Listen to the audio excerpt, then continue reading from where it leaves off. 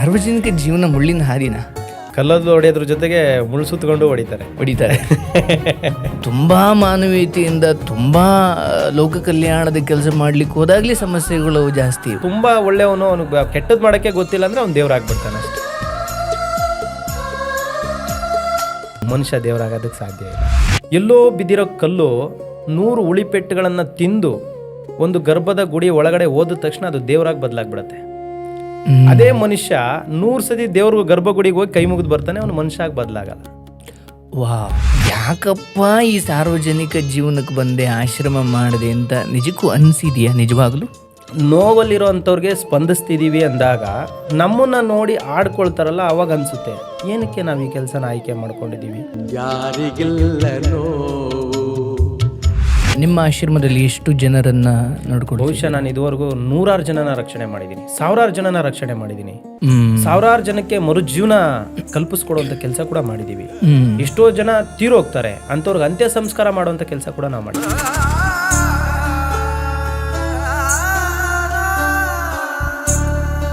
ಸಮಾಜದ ಒಂದು ಲೋಕ ಕಲ್ಯಾಣ ಅಂತ ಹೇಳ್ಬೋದು ಇದನ್ನ. ದುಡ್ಡಿಗೋಸ್ಕರನೇ ಇದನ್ನೆಲ್ಲ ಮಾಡ್ತಾರೆ. ಸಪೋಸ್ ನಾನು ದುಡ್ಡು ಮಾಡಿದೆ, ನನಗೆ ಬರಬಾರ್ದು ರೋಗ ಬಂದರೆ ದುಡ್ಡಿಂದ ವಾಸಿ ಆಗುತ್ತೆ. ಅದು ಯಾವ್ಯಾವ ರೀತಿ ರೋಗಗಳಲ್ಲಿ ಬಳಲ್ತಾರೆ ಅನ್ನೋದು ಒಂಚೂರು ಪ್ರಪಂಚ ಜ್ಞಾನ ಆದರೂ ಮನುಷ್ಯನಿಗಿರಬೇಕಲ್ಲ.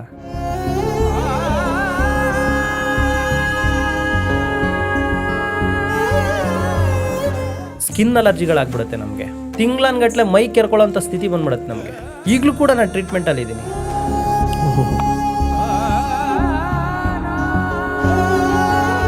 ಯಾವ ಕ್ಷಣ ಬೇಕಾದ್ರೂ ಸಾವು ಬರ್ಬೋದು, ಯಾಕೆ ಸತ್ತ ಅಂತಲೂ ಗೊತ್ತಾಗ್ದೇನೂ ಇರ್ಬೋದು. ಸತ್ತ ಮೇಲೆ ಏನಾಗ್ಬೋದು ಪ್ರಪಂಚದಲ್ಲಿ ಬದಲಾವಣೆ? ಏನೂ ಆಗಲ್ಲ ಸರ್. ನಾನೇ ನೆಮ್ಮದಿಯಾಗಿ ಇಲ್ದಿದ್ಮೇಲೆ ಅಷ್ಟು ದುಡ್ಡು ನನಗೆ ಅವಶ್ಯಕತೆ ಏನಿದೆ? ಪ್ರತಿಯೊಂದು ಮದುವೆ ಮಾಡುವಾಗಲೂ 100 ಕೋಟಿ ಅಥವಾ ಎಷ್ಟೋ ಲಕ್ಷ ಗಟ್ಟಲೆ ಖರ್ಚು ಮಾಡ್ತಾರೆ. ಚೌಟ್ರಿಗಳನ್ನ ನೋಡ್ತಾರೆ, ವಾರ ಒಪ್ಪತ್ತು ನೋಡ್ತಾರೆ, ಆಮೇಲೆ ಜಾತಕ ನೋಡ್ತಾರೆ, ಗೋತ್ರ ನೋಡ್ತಾರೆ, ಟೈಮು ಗಳಿಗೆ ಎಲ್ಲ ನೋಡಿ ಮದುವೆ ಆಗಿರ್ತಾರೆ. ಬಟ್ ಯಾಕೆ ಸರ್ ಡೈವರ್ಸ್ ಆಗುತ್ತೆ? ಅದೆಲ್ಲ ನೋಡಿದ್ಮೇಲೆ ನೆಟ್ಟಿಗಿರ್ಬೇಕಲ್ಲ.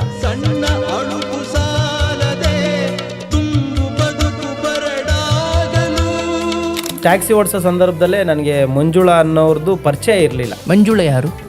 ಈಗ ನಾನು ಮದುವೆ ಆಗಿದ್ದೀನಿ, ಅವರು ಮಂಜುಳಾ. ಮೆಸೇಜ್ ಮಾಡಿದ್ರು ಗುಡ್ ಮಾರ್ನಿಂಗು ಗುಡ್ ನೈಟ್, ಯಾವುದು ರಿಪ್ಲೈ ಮಾಡ್ತಾ ಇರಲಿಲ್ಲ. ನೀವು ಮಾಡ್ತಿರ್ಲಿಲ್ಲ, ಅವರು ಮಾಡ್ತಿರ್ಲಿಲ್ಲ? ಅವರು ಮಾಡ್ತಾ ಇರಲಿಲ್ಲ, ನಾನು ಮಾಡ್ತಾ ಇದ್ದೆ. ಅವ್ರು ಮಾಡ್ತಾ ಇರಲಿಲ್ಲ, ಅವ್ರು ಮಾಡ್ತಾ ಇರಲಿಲ್ಲ. ನಾನು ಯಾವತ್ತೂ ನೋಡಿರಲಿಲ್ಲ ಲೈವಲ್ಲಿ. ಬಟ್ ಲೈವಲ್ಲಿ ನೋಡಿದ ತಕ್ಷಣ ಅನ್ನಿಸ್ತು ಇವ್ರನ್ನ ಮದುವೆ ಆಗ್ಬೇಕು ನಾನು ಅಂತ. ಕಾಪಿ ಆರ್ಡ್ರು ಬರೋ ಅಷ್ಟರಲ್ಲಿ ನಾನು ಅವ್ರಿಗೆ ಪ್ರಪೋಸ್ ಮಾಡಿದೆ. ಫಸ್ಟ್ ಮೀಟಲ್ಲೇ ಪ್ರಪೋಸ್ ಮಾಡಿದೆ. ಭಯ ಇರ್ಲಿಲ್ವಾ? ಭಯ ಇತ್ತು, ಬಟ್ ಬೇರೆ ಸೀನ್ ಏನು ನಡೆಯಲ್ಲ ಅನ್ನೋದು ನಂಬಿಕೆ ಇತ್ತು. ಸೊ ಹಂಗಾಗಿ ಪ್ರಪೋಸ್ ಮಾಡಿದೆ. ಏನಂದ್ರು? ಬಟ್ ಇಷ್ಟ ಇಲ್ಲ ಅಂದರು. ಈ ಥರ ಸ್ವಾಮಿ ನಾವು ಮದುವೆ ಆಗ್ಬೇಕು ಅಂದ್ಕೊಂಡಿದ್ದೀವಿ, ದಯವಿಟ್ಟು ನೀವೊಂದು ನಮಗೊಂದು ದಾರಿ ಮಾಡಿಕೊಡ್ಬೇಕು ಅಂದರೆ ಅವ್ರೇನು ಮಾಡಿಬಿಟ್ರು, ಯಾವುದೇ ಕಾರಣಕ್ಕೂ ಆಗಬೇಡಿ, ಇನ್ನೊಂದು ವರ್ಷದಲ್ಲಿ ನಿಮ್ಗೆ ಡೈವರ್ಸ್ ಆಗಿಬಿಡುತ್ತೆ.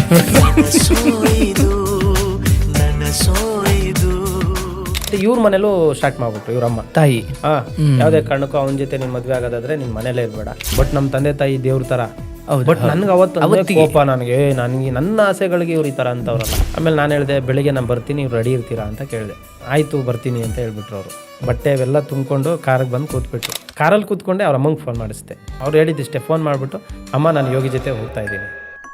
ಅಲ್ಲಿಂದ ಸ್ಟಾರ್ಟ್ ಆಯಿತು. ಅಂಥ ಮುಂಡೆ ಇಂಥ ಮುಂಡೆ, ಹಿಂಗೆ ಸಾಕಿದ್ದೀನಿ ಹಂಗೆ ಸಾಕಿ, ಗೊತ್ತಲ್ಲ ವಯಸ್ಸಾಗಿ ತುಂಬ ಕಷ್ಟಪಟ್ಟು ಸಾಕಿದ್ರು ಅವರು. ನಾನು ಎಲ್ಲಿ ಕರ್ಕೊಂಡು ಹೋಗ್ಬೇಕಂತಲೇ ಗೊತ್ತಿಲ್ಲ. ಸುಮ್ಮನೆ ತೂಸ್ಕೊಂಡ್ಬಿಟ್ಟಿದ್ವಿ, ಹತ್ತಿ ಕೂರಿಸ್ಬಿಟ್ಟಿದ್ದೀವಿ ಕಾರಲ್ಲಿ. ಎಲ್ಲಿ ಕರ್ಕೊಂಡು ಹೋಗ್ಬೇಕಂತಲೇ ನನಗೆ ಗೊತ್ತಾಗ್ತಾ ಇಲ್ಲ. ನಮ್ಮ ಚಿಗಮ್ಮ ಒಂಥರ ಫ್ರೆಂಡ್ಲಿ, ಕರ್ಕೊಂಬೋದಲ್ಲ ಅಂತ. ಯೋಗೀಶ್ ಈ ಥರ ಒಂದು ಕೆಲಸ ಮಾಡಪ್ಪ, ನೀನು ನಂಗೆ ಕರ್ಕೊಂಡೋಗಿರೋ ತಪ್ಪು, ಕರ್ಕೊಂಬ, ನಾವೇ ಮದುವೆ ಮಾಡ್ತೀವಿ. ಫಸ್ಟು ಟೆರೆಸ್ ಮೇಲೆ ಕರ್ಕೊಂಡೋದೆ. ಅವ್ರು ಹೇಳ್ತವ್ರೆ, ಕರೀತವ್ರೆ, ಅಲ್ಲಿ ಹೋಗಿ ಎಡೆಮೊಟ್ಟೆ ತಗೊಂಡ್ರೆ ಏನು ಮಾಡ್ಬೇಕು ನಾನು. ಬಟ್ ಅದನ್ನು ಕೇಳಿ ಹೋಗೋ ಅಷ್ಟು ಇದು ನನಗೆ ಇರಲಿಲ್ಲ, ಧೈರ್ಯ ಇರಲಿಲ್ಲ. ಯಾಕಂದರೆ ಆ ಸಿಚುವೇಶನ್ಗೆಲ್ಲ ನಾನು ಈ ಇದು ನೋಡಿದೆ, ಅದು ಚೆಲುವಿನ ಚಿತ್ತರ ಸಿನಿಮಾ. ರಿಕ್ವೆಸ್ಟ್ ಇತ್ತು, ಅದು ಥ್ರೆಟ್ ಇತ್ತ? ಫೋನ್ ಥ್ರೆಟ್ ಇರಲಿಲ್ಲ ಸರ್, ರಿಕ್ವೆಸ್ಟ್ ಇತ್ತು. ನಿಮ್ಮೊಳಗಡೆ ಸಿನಿಮಾದಲ್ಲೂ ತುಂಬ ರಿಕ್ವೆಸ್ಟ್ ಮಾಡಿ ತಾನೇ ಕರ್ಕೊಂಡು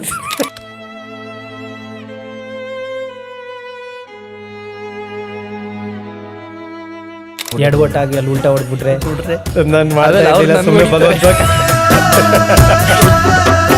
ಮನೆ ಹತ್ರ ಹೋಗ್ತಾ ಹೋಗ್ತಾ ಮನೆ ಹಿಂಗ್ ಲೆಫ್ಟ್ ಸೈಡ್ ಅಲ್ಲಿ ಇದೆ. ಆ ಮನೆ ಹತ್ರ ಹೋಗುವಾಗ ಒಂದು ಚಪ್ರ ಹಾಕಿದ್ರು, ಮಾಮೂಲಿ ಶಾಸ್ತ್ರ ಪ್ರಕಾರವಾಗಿ ಒಂದು ಹಸಿರು ಚಪ್ರ ಹಾಕಿದ್ರು. ಇವ್ರು ನನ್ನ ಮದುವೆ ಮಾಡ್ತಾರೆ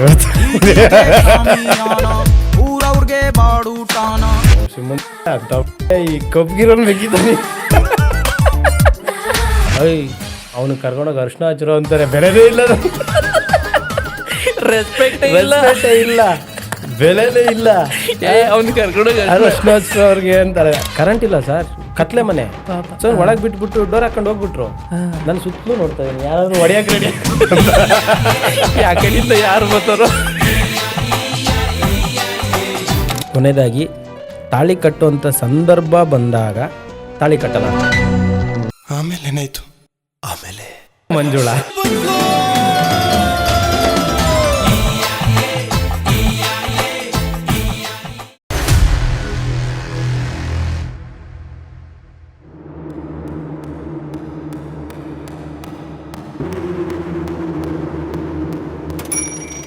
ಇವರು ಜನಸ್ನೇಹಿ ಚಾರಿಟಬಲ್ ಟ್ರಸ್ಟ್ ಮೂಲಕ ನೂರಾರು ನೊಂದ ಮನಸ್ಸುಗಳಿಗೆ ಆಶ್ರಯ ಇಲ್ಲದೆ ಒದ್ದಾಡ್ತಕ್ಕಂಥ ಆ ದೇವರ ಮಕ್ಕಳಿಗೆ ಒಂದು ಬದುಕನ್ನು ಕಲ್ಪಿಸಿಕೊಡೋದ್ರ ಮೂಲಕ, ಅಂದರೆ ಇನ್ನೊಬ್ಬರ ಬದುಕಿಗೆ ಆಸರೆಯಾಗುವ ಈ ಭರದಲ್ಲಿ ಅವರ ಬದುಕನ್ನೇ ಮರೆತಿರುವಂತಹ ವ್ಯಕ್ತಿ ಅವರು.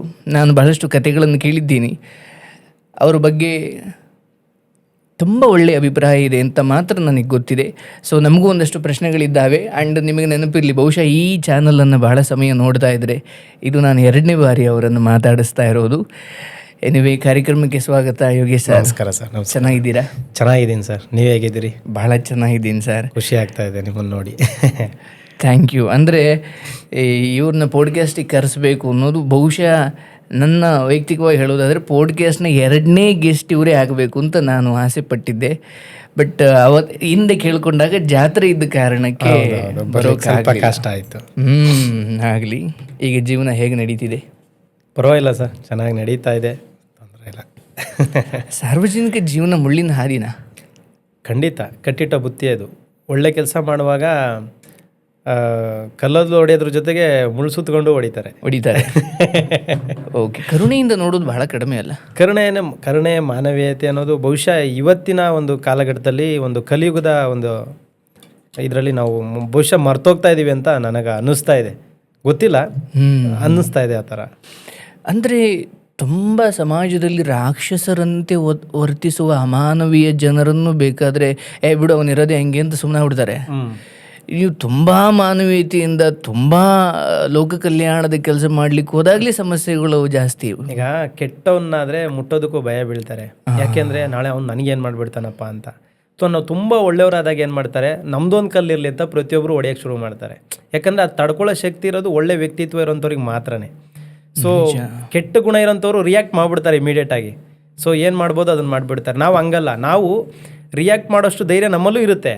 ಬಟ್ ನಾವು ಯಾಕೆ ತಡ್ಕೊಳ್ತಾ ಇರ್ತೀವಿ ಪ್ರತಿಯೊಂದು ಏಟ್ಗಳನ್ನ ಅಂತಂದರೆ, ನಮ್ಮಿಂದ ಸಮಾಜಕ್ಕೆ ಕೆಟ್ಟ ಸಂದೇಶ ಹೋಗಬಾರ್ದು, ನಮ್ಮನ್ನು ನೋಡಿ ಮತ್ತೊಬ್ಬರು ಹಾಳಾಗಬಾರ್ದು, ಅಥವಾ ನಮ್ಮ ಒಂದು ವರ್ತನೆಯಿಂದ ಸಮಾಜಕ್ಕೆ ಕೆಟ್ಟದ್ದು ಅಂತ ಅನ್ನಿಸ್ಬಾರ್ದು ಅನ್ನೋ ಒಂದು ಉದ್ದೇಶ ಬಿಟ್ಟರೆ, ನಮ್ಮಲ್ಲೂ ಒಳ್ಳೆಯವನು ಇದ್ದಾನೆ, ಕೆಟ್ಟವನು ಇದ್ದಾನೆ, ರಾಕ್ಷಸ ಇದ್ದಾನೆ. ಎಲ್ಲರೂ ಒಬ್ಬ ಮನುಷ್ಯನಾಗಿ ಹುಟ್ಟಿದ ಮೇಲೆ ಪ್ರತಿಯೊಂದು ಗುಣ ಇದ್ರೇನೆ ಅವನು ಮನುಷ್ಯ ಆಗ್ತಾನೆ. ಸೊ ಅದು ಯಾವುದೂ ಇಲ್ಲ, ಅವ್ನು ತುಂಬ ಒಳ್ಳೆಯವನು, ಅವ್ನಿಗೆ ಕೆಟ್ಟದ್ದು ಮಾಡೋಕ್ಕೆ ಗೊತ್ತಿಲ್ಲ ಅಂದರೆ ಅವ್ನು ದೇವ್ರಾಗ್ಬಿಡ್ತಾನೆ ಅಷ್ಟೇ. ನಿಜ. ನಾನು ಮನುಷ್ಯನೇ, ದೇವರು. ಯಾಕಂದ್ರೆ ನಾನು ಕಮೆಂಟಲ್ಲಿ ನೋಡಿದ್ದೀನಿ ನಿಮ್ಮನ್ನು ದೇವರು ಅಂತಾರೆ.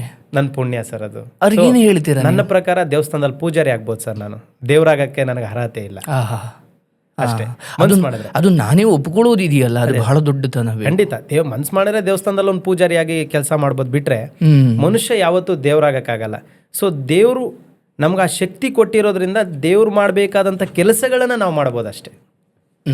ಅದು ಬಿಟ್ರೆ ಬೇರೆ ಮನುಷ್ಯ ಯಾವತ್ತೂ ದೇವರಾಗೋದಕ್ಕೆ ಸಾಧ್ಯನೇ ಇಲ್ಲ ಸರ್. ಅದು ಅಂದ್ರೆ ಕೆಲಸಗಳಿಂದ ಒಂದು ದೇವರಾಗ್ಬೋದು, ತನ್ನ ಗುಣದಿಂದ ದೇವರಾಗಬಹುದು. ಹೌದು, ಜನಗಳ ಭಾವನೆಯಲ್ಲಿ ನಾವು ಆ ಥರ ಕಾಣ್ಬೋದು. ಬಿಟ್ರೆ ಮನುಷ್ಯ ದೇವರಾಗೋದಕ್ಕೆ ಸಾಧ್ಯ ಇಲ್ಲ.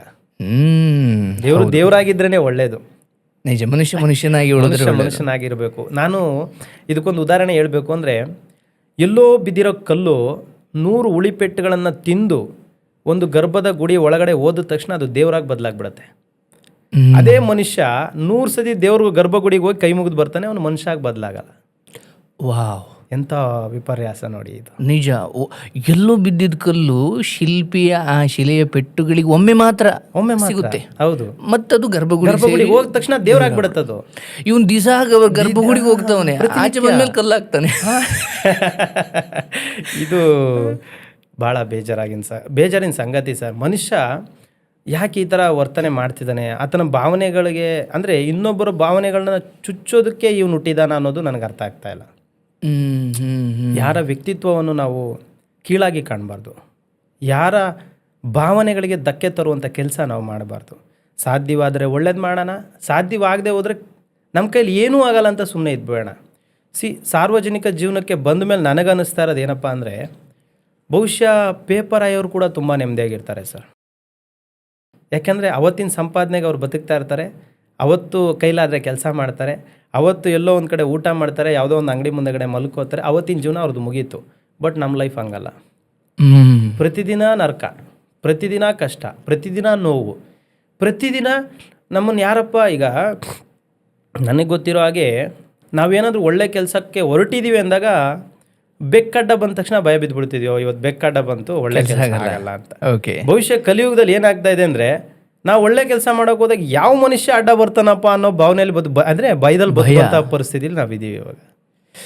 ನಿಮಗೆ ಅನಿಸಿದ್ಯಾ ಯಾಕಪ್ಪ ಈ ಸಾರ್ವಜನಿಕ ಜೀವನಕ್ಕೆ ಬಂದೆ, ಆಶ್ರಮ ಮಾಡಿದೆ ಅಂತ ನಿಜಕ್ಕೂ ಅನಿಸಿದ್ಯಾ? ನಿಜವಾಗ್ಲೂ ಅಲ್ಲ, ಖಂಡಿತ ಅನಿಸುತ್ತೆ. ಯಾಕೆ ಅನಿಸುತ್ತೆ ಅಂದರೆ, ನಾವೇ ಇಂಥ ಒಂದು ಕಷ್ಟದಲ್ಲಿದ್ದು, ತುಂಬ ಕಷ್ಟದಿಂದ ಬೆಳೆದು ಬಂದು, ತುಂಬ ನೋವಲ್ಲಿರೋ ಅಂಥವ್ರಿಗೆ ಸ್ಪಂದಿಸ್ತಿದ್ದೀವಿ ಅಂದಾಗ ನಮ್ಮನ್ನು ನೋಡಿ ಆಡ್ಕೊಳ್ತಾರಲ್ಲ, ಆವಾಗ ಅನಿಸುತ್ತೆ ಏನಕ್ಕೆ ನಾವು ಈ ಕೆಲಸನ ಆಯ್ಕೆ ಮಾಡ್ಕೊಂಡಿದ್ದೀವಿ. ಒಂದು ಸತ್ಯ ಹೇಳ, 1000 ಕೋಟಿ ಇರೋರು ಈ ಕೆಲಸ ಮಾಡೋಕ್ಕಾಗಲ್ಲ ಸರ್. 100 ಎಕರೆ ಜಮೀನು ಇರೋರು ಕೂಡ ಈ ಕೆಲಸ ಮಾಡೋದಕ್ಕೆ ಸಾಧ್ಯ ಇಲ್ಲ. ಬಟ್ ಎಲ್ಲೋ ಒಂದು ವಿಶೇಷವಾಗಿ ಭಗವಂತ ನಮ್ಗೆ ಆಶೀರ್ವಾದ ಮಾಡಿರೋದ್ರಿಂದ ಈ ಕೆಲಸ ಮಾಡೋದಕ್ಕೆ ನಮಗೆ ಶಕ್ತಿ ಬಂದಿದೆ. ಹಂಗಾಗಿ ನನಗೆ ಆ ಕೆಲಸದ ಮೇಲೆ ಅಂದರೆ ತುಂಬ ಗೌರವ ಜಾಸ್ತಿ, ತುಂಬ ಗೌರವ ಕೊಡ್ತೀನಿ ನಾನು ಆ ಕೆಲಸಕ್ಕೆ. ಈಗ ನೀವು ನಿಮ್ಮ ಆಶ್ರಮದಲ್ಲಿ ಎಷ್ಟು ಜನರನ್ನು ನೋಡ್ಕೊಂಡು? ಬಹುಶಃ ನಾನು ಇದುವರೆಗೂ 100 ಜನನ ರಕ್ಷಣೆ ಮಾಡಿದ್ದೀನಿ, 1000 ಜನನ ರಕ್ಷಣೆ ಮಾಡಿದ್ದೀನಿ, 1000 ಜನಕ್ಕೆ ಮರುಜೀವನ ಕಲ್ಪಿಸ್ಕೊಡುವಂಥ ಕೆಲಸ ಕೂಡ ಮಾಡಿದ್ದೀವಿ. ಎಷ್ಟೋ ಜನ ತೀರೋಗ್ತಾರೆ, ಅಂಥವ್ರಿಗೆ ಅಂತ್ಯ ಸಂಸ್ಕಾರ ಮಾಡುವಂಥ ಕೆಲಸ ಕೂಡ ನಾವು ಮಾಡಿದ್ದೀವಿ. ಇದ್ಯಾವುದು ಸ್ವಾರ್ಥಕ್ಕಾಗಿ ಅಲ್ಲ, ಸಮಾಜದ ಒಂದು ಲೋಕ ಕಲ್ಯಾಣ ಅಂತ ಹೇಳ್ಬೋದು ಇದನ್ನು. ಹೌದು ಹೌದು, ಇದು ಲೋಕ ಕಲ್ಯಾಣದ ಕೆಲಸ. ಇದು ಸ್ವಾರ್ಥವಾಗಿ ಮಾಡುವಂಥದ್ದು ಏನೂ ಇಲ್ಲ ಇಲ್ಲಿ. ಸೊ ಅಂದರೆ ಏನಾಗ್ತಾಯಿದೆ, ಮನುಷ್ಯನ ಭಾವನೆಗಳು ಇದನ್ನು ಮಾಡೋದೇ ಹಣಕ್ಕಾಗಿ ಬಂದ್ಬಿಡು. ದುಡ್ಡಿಗೋಸ್ಕರನೇ ಇದನ್ನೆಲ್ಲ ಮಾಡ್ತಾರೆ. ಆಯಿತು, ನಿಮ್ಮ ಭಾವನೆ ತಪ್ಪು ಅಂತ ನಾನು ಹೇಳೋಕ್ಕೆ ಹೋಗಲ್ಲ. ಸಪೋಸ್ ನಾನು ದುಡ್ಡು ಮಾಡಿದೆ, ನನಗೆ ಬರಬಾರ್ದು ರೋಗ ಬಂದರೆ ದುಡ್ಡಿಂದ ವಾಸಿ ಆಗುತ್ತೆ ಅದು, ಅಲ್ವಾ? ಸೊ ವಯಸ್ಸಾದ ಮೇಲೆ ಯಾವ್ಯಾವ ರೀತಿ ರೋಗಗಳಲ್ಲಿ ಬಳಲ್ತಾರೆ ಅನ್ನೋದು ಒಂಚೂರು ಪ್ರಪಂಚ ಜ್ಞಾನ ಆದರೂ ಮನುಷ್ಯನಿಗಿರಬೇಕಲ್ಲ. ನೀವು ನಂಬಲ್ಲ, ಎಷ್ಟೋ ಸಾತಿ ಸ್ಕಿನ್ ಅಲರ್ಜಿಗಳಾಗ್ಬಿಡುತ್ತೆ ನಮಗೆ ಅಂದರೆ ಅವರೊಂದು ರಕ್ಷಣೆ ಮಾಡಕ್ಕೆ ಹೋದಾಗ ಸ್ಕಿನ್ ಅಲರ್ಜಿಗಳಾಗ್ಬಿಡುತ್ತೆ. ತಿಂಗಳನ್ಗಟ್ಲೆ ಮೈ ಕೆರ್ಕೊಳ್ಳೋಂಥ ಸ್ಥಿತಿ ಬಂದ್ಬಿಡುತ್ತೆ ನಮಗೆ. ಆಗಿದೆಯಾ ನಿಮ್ಮ? 100% ಆಗುತ್ತೆ. ಈಗಲೂ ಕೂಡ ನಾನು ಟ್ರೀಟ್ಮೆಂಟಲ್ಲಿ ಇದ್ದೀನಿ.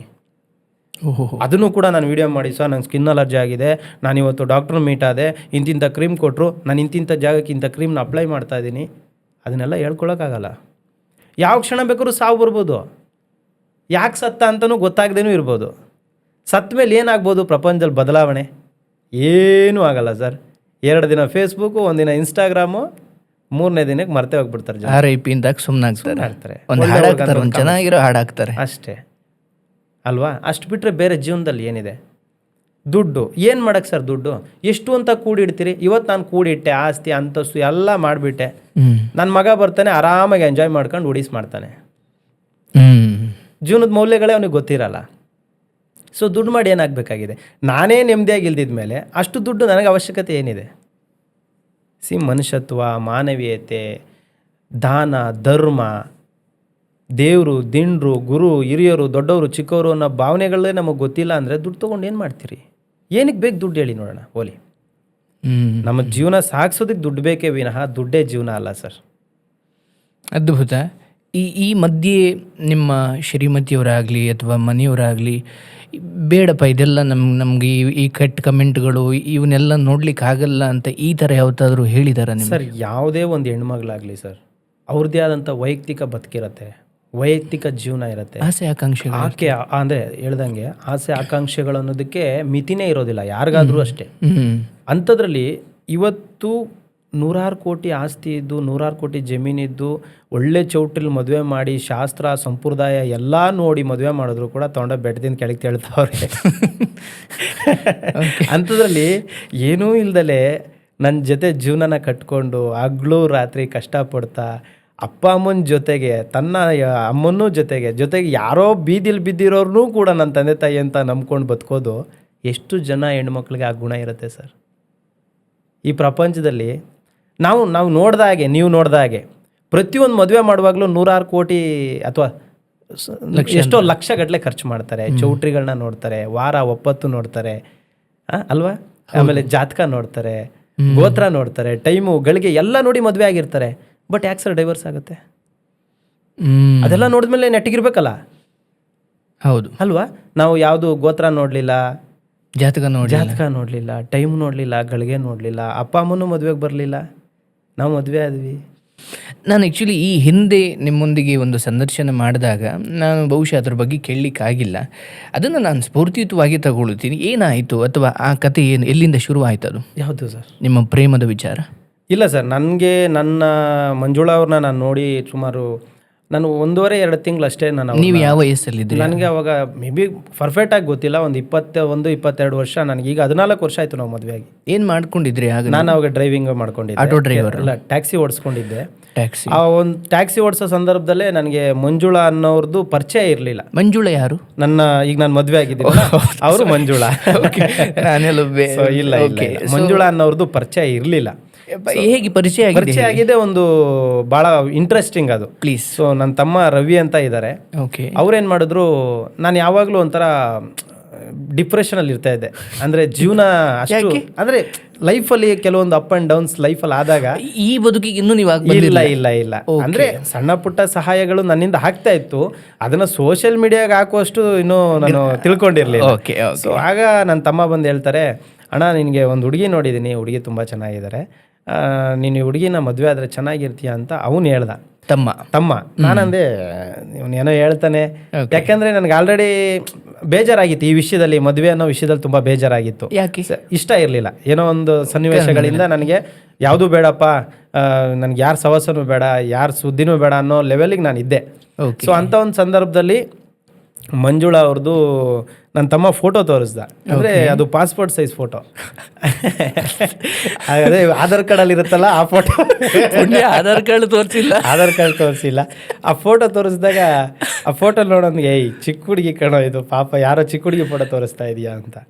ಇಲ್ಲ, ಆಮೇಲೆ ಇಲ್ಲ ಅಣ್ಣ ಇವರು ನೋಡಿ ತುಂಬ ಒಳ್ಳೆಯವರಿದ್ದಾರೆ, ಆಮೇಲೆ ಇವರು ತಿರುಪತಿಗೆ ಹೋಗ್ಬೇಕಂತೆ, ನೋಡೋಣ ಏನೋ ಮಾತಾಡ್ತೀಯಾ ಅಂತ ಹೇಳ್ದ. ಅವನೇ ಮೊಬೈಲ್ ನಂಬರ್ ಇದೆಯೇನೋ ಅಂತ ಕೇಳಿದೆ ಅವನ ಹತ್ರ. ಅವನೇನು ಮಾಡ್ತಾ ಇದ್ದ, ಮೊಬೈಲ್ ನಂಬರ್ ಹಿಂಗೆ ತೋರಿಸ್ತಾ ಇದ್ದ, ಹಿಂಗೆ ಇದು ಮಾಡ್ತಾ ಇದ್ದ, ಫುಲ್ ಕಂಪ್ಲೀಟಾಗಿ ಕೊಡಲಿಲ್ಲ ನಂಬರು. ಬಟ್ ನನ್ನ ಮೈಂಡ್ ಒಂಚೂರು ಶಾರ್ಪ್. ಓಕೆ. ಅವ್ನು ಹಿಂಗೆ ತೋರಿಸಿ 3 ಸತಿ ತೋರಿಸೋವಾಗ ಆ 9-10 ನಂಬರ್ ಕೂಡ ನನ್ನ ಬಾಯಲ್ಲಿ ಬಂದ್ಬಿಡ್ತು. ಓಕೆ. ಸೊ 10 ನಂಬರು ಅಂದರೆ ಆ ನಂಬರ್ನ ಹಂಗೆ ಟಕ್ಕಂತ ಮೊಬೈಲಿಗೆ ಸೇವ್ ಮಾಡ್ಕೊಂಡು ಮಿಸ್ ಕಾಲ್ ಮಾಡಿದ್ದೆ.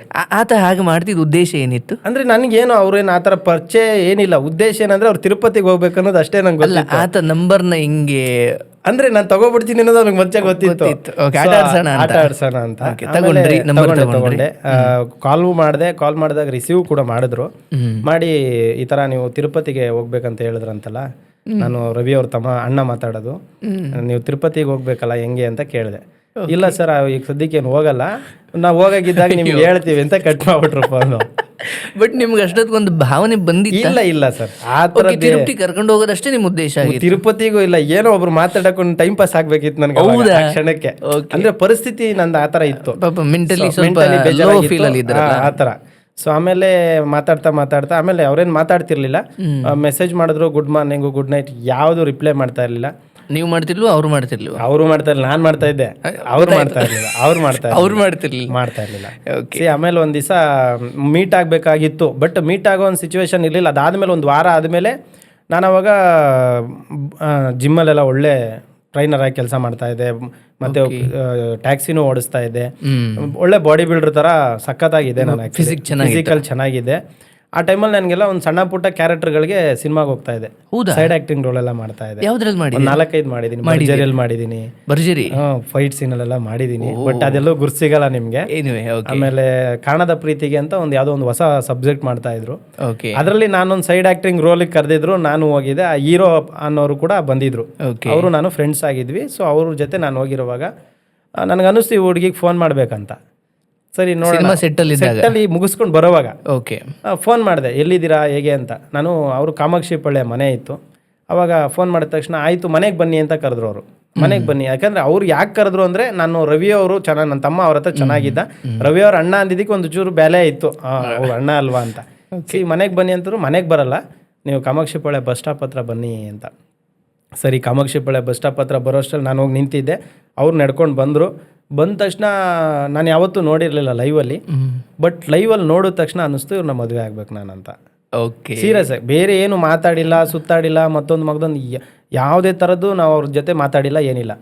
ಆಮೇಲೆ ಅವ್ರನ್ನ ನೋಡಿದ ತಕ್ಷಣನೇ ಅನಿಸ್ತು ನಾನು ಇವ್ರನ್ನ ಮದುವೆ ಆಗ್ಬೇಕಂತ.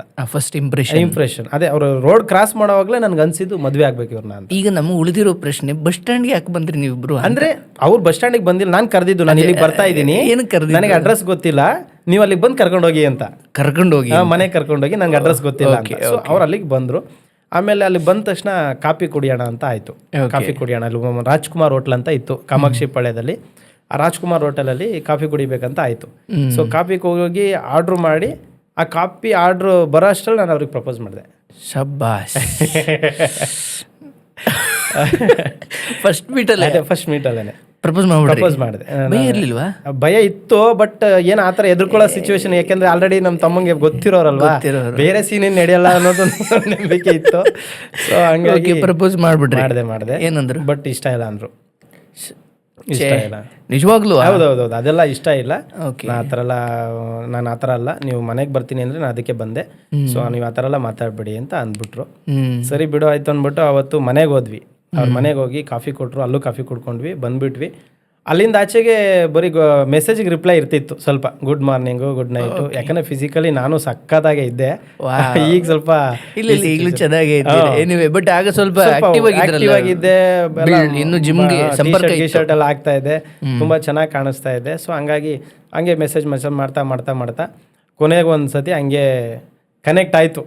ಓಕೆ ಮಾತಾಡ್ಕೊಳ್ಳೋಣ, ಓಡಾಡೋಣ ಅಂದರೆ ಸ್ಟಾರ್ಟಿಂಗ್ ಮಾತಾಡುವಾಗನೇ ಹೇಳ್ಬಿಟ್ರು, ನಮ್ಮಮ್ಮ ಒಪ್ಕೊಂಡ್ರೆ ಮಾತ್ರ ನಾನು ಇಷ್ಟಪಡ್ತೀನಿ. ಪ್ರಾಕ್ಟಿಕಲ್ ಆಗಿ ಇದ್ರು ಅವರು, ಸುಮ್ಮನೆ ನಾವು ಓಡಾಡೋದು ಬೇಡ, ನಮ್ಮಮ್ಮ ಒಪ್ಕೊಂಡ್ರೆ ಬೇಕಾರೆ ನಾನು ಮದುವೆ ಮಾಡ್ಕೊಳ್ತೀನಿ ಅಂತ. ಆಮೇಲೆ ಅವ್ರ ಮನೆಗೆ ಹೋಗಿ ನೋಡಿದಾಗ ಪರಿಸ್ಥಿತಿ ಭಾಳ ಬೇಜಾರಾಯಿತು. ಯಾಕೆಂದರೆ ಅವ್ರಿಗೆ ಅಪ್ಪ ಇಲ್ಲ, ಅಮ್ಮ ಒಬ್ಬರೇ ಇದ್ದಿದ್ದು. ಅಮ್ಮ ಬಂದ್ಬಿಟ್ಟು ಮನೆ ಕೆಲಸ ಮಾಡಿ ಇವ್ರನ್ನ ಸಾಕ್ತಾ ಇದ್ರು. ತಮ್ಮ ಒಬ್ಬ ಇದ್ದ, ತಮ್ಮ ಹೂವು ವ್ಯಾಪಾರ ಮಾಡ್ತಾ ಇದ್ದ. ಅವನು ಅಷ್ಟೇ ಈ ಬೆಟ್ಟಿಂಗ್ ಇದಕ್ಕೆ ಮುಳುಗೋಗ್ಬಿಟ್ಟಿದ್ದ. ಸೊ ಸಂಪಾದನೆ ಮಾಡ್ತಾ ಇದ್ದ, ಬಟ್ ದುಡ್ದಿದ್ದೆಲ್ಲ ತೊಗೊಂಡೋಗಿ ಬೆಟ್ಟಿಂಗು, ಅದಕ್ಕೆ ಇದಕ್ಕೆ ಹುಡುಗರ ಜೊತೆ ಸೇರ್ಕೊಳ್ಳೋದು, ಅದು ಇದು ಮಾಡೋದು, ಕೆಟ್ಟ ಕೆಲಸಗಳು ಮಾಡೋದು, ಹೊಡೆಯೋದು, ಇದೆಲ್ಲ ಒಂದಷ್ಟು ವಿಚಾರಗಳು ನನಗೆ ಗೊತ್ತಾಯಿತು. ಅಂದರೆ ಈ ಹುಡುಗಿ ತುಂಬ ಕಷ್ಟದಿಂದ ಬೆಳೆದಂಥ ಹುಡುಗಿ. ಸೊ ತುಂಬ ಕಷ್ಟದಿಂದ ಬೆಳೆದಿದ್ದು, ತುತ್ತು ಅನ್ನನೂ ಕೂಡ ಬೇರೆ ಕೆಲ್ಸದ ಮನೇಲಿ ಮಿಕ್ಕಿರೋ ಊಟ ಮಾಡಿ ಬೆಳೆದಿರೋ ಹುಡುಗಿ.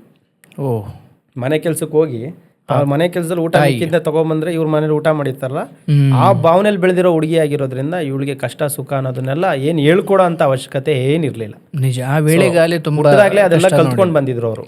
ಹಂಗಾಗಿ ಅವ್ರ ಅಮ್ಮನ ಮೀಟ್ ಆದಾಗ್ಲೂ ಅಷ್ಟೇ, ಅವ್ರ ಅಮ್ಮನೂ ಇಲ್ಲ ಇದೆಲ್ಲ ಸರಿ ಬರಲ್ಲ, ನಾನು ಆ ಥರ ಎಲ್ಲ ಮಾಡೋಕ್ಕೆ ಇಷ್ಟ ಇಲ್ಲ, ನಾನು ತುಂಬ ಕಷ್ಟಪಟ್ಟು ಸಾಕಿದ್ದೀನಿ, ಒಬ್ಬ ಕ್ಯಾಬ್ ಡ್ರೈವರ್ಗೆ ನಾನು ಕೊಡೋಕೆ ರೆಡಿ ಇಲ್ಲ.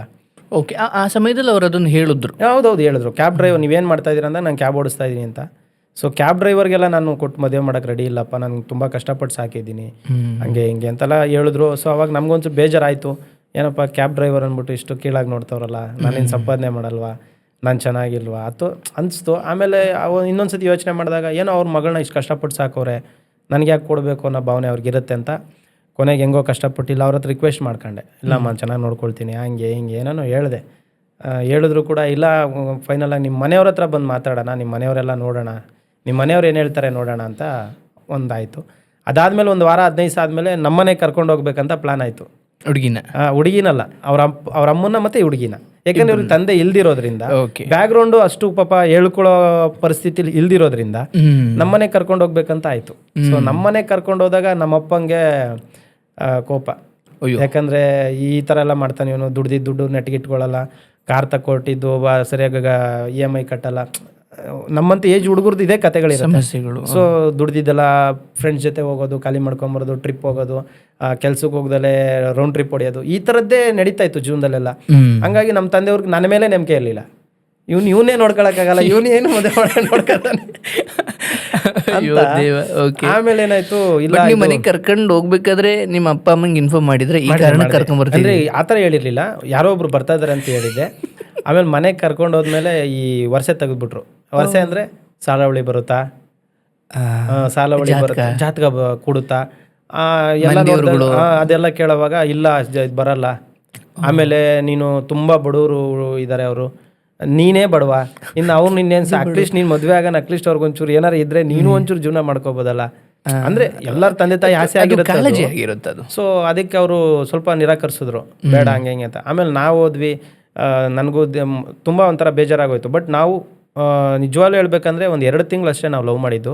ನಾವು ಪಾರ್ಕು, ಸಿನಿಮಾ ಥಿಯೇಟರ್ಗಳು, ಸುತ್ತಾಟಗಳು, ಟ್ರಿಪ್ ಹೊಡೆಯೋದು, ಅದು ಯಾವುದು ಸೀನ್ ನಮ್ಮಲ್ಲಿ ಇರಲಿಲ್ಲ ಸರ್. ನಾನು ಕೆಲಸ ಮುಗಿಸ್ತಾ ಇದ್ದೆ, ಅವ್ರ ಕಾಲೇಜ್ ಹತ್ರ ನಾನು ನಿಜವಾಗ್ಲೂ ಬೆಳಗ್ಗೆ ಬರ್ತಿದ್ದೆ, ಕಾಲೇಜಿಗೆ ಡ್ರಾಪ್ ಮಾಡ್ತಾ ಇದ್ದೆ, ಮತ್ತೆ ಏನಾದ್ರು ಫ್ರೀ ಇದ್ರೆ ಹೋಗಿ ಕಾಲೇಜಿಂದ ಮನೆಗೆ ಡ್ರಾಪ್ ಮಾಡ್ತಾ ಇದ್ದೆ. ಬಿಟ್ರೆ ನಾವೆಲ್ಲೂ ಓಡಾಡೋದಾಗ ಸುತ್ತಾಡೋದಾಗಲಿ ಮತ್ತೊಂದು ಯಾವ ಥರದ್ದು ನಮ್ದು ಇರಲಿಲ್ಲ. ನೋಡಿ, ಇದು ಬಹಳ ಬ್ಯೂಟಿಫುಲ್. ಯಾಕಂದ್ರೆ ಆ ಮೆಚೂರ್ಡ್ ಲವ್ ಮೈಂಡ್ ಸೆಟ್ ಇಲ್ಲ, ನನಗಿಂತನೂ ತುಂಬಾ ಶಾರ್ಪ್ ಮತ್ತೆ ತುಂಬಾ ಜವಾಬ್ದಾರಿಯಾಗಿ ಅವ್ರು ನಡ್ಕೋತಾ ಇದ್ರು. ಅವ್ರು ಯಾಕೆ ಅಂದ್ರೆ ನಮ್ಮ ಅಮ್ಮ ತುಂಬಾ ಕಷ್ಟಪಟ್ಟು ಸಾಕಿದ್ದಾರೆ. ನಾವು ಓಡೋಗಿ ಮದುವೆ ಆಗೋದು, ಇನ್ನೊಂದು ಮತ್ತೊಂದು ಅದೆಲ್ಲ ಯಾವುದೂ ಆಗಬಾರ್ದು. ಸೊ ಸಿಚುವೇಶನ್ ಏನು ಮಾಡ್ತು, ತಂದೆ ತಾಯಿ ಆ ಥರ ಅಂದಾಗ ನಾವು ಒಂದು ದೇವಸ್ಥಾನಕ್ಕೆ ಹೋದ್ವಿ. ನಮ್ಮ ಮನೇಲೆಲ್ಲ ಈ ಥರ ಫೈನಲಿ ಒಪ್ಪಲೇ ಇಲ್ಲ, ಮನೇಲಿ ಒಪ್ಪಲಿಲ್ಲ. ನಿಮ್ಮ ಮನೇಲಿ ಒಪ್ಪಲಿಲ್ಲ, ಬೇಡ ಹುಡುಗಿ ಬೇಡ, ಬೇರೆ ಹುಡುಗಿ ನೋಡ್ತೀನಿ, ನಿಮ್ಮ ಅತ್ತೆ ಮಗಳಿದ್ದಾರೆ, ಅವ್ರು ಒಂದು 2 ಎಕರೆ 3 ಎಕರೆ ಜಮೀನಿದೆ, ಅದು ಸಿಗುತ್ತೆ, ಮತ್ತೆ ನೀನು ಟ್ಯಾಕ್ಸಿ ಓಡಿಸ್ಕೊಂಡಿದ್ದಿ, ಹೆಂಗೋ ಜೀವನ ಆಗುತ್ತೆ ನಿಂದು ಅಂತ. ಆಮೇಲೆ ಇಲ್ಲ, ನನಗೆ ಅದು ಇಷ್ಟ ಇಲ್ಲ, ನಾನು ಇವ್ರನ್ನೇ ಆಗಬೇಕು, ನಾನು ಆದರೆ ಇವ್ರನ್ನೇ ಆಗೋದು, ಅವರು ಅಷ್ಟೇ, ನಾನಾದರೆ ಯೋಗೇಶ್ನೇ ಆಗೋದು ಅಂತ.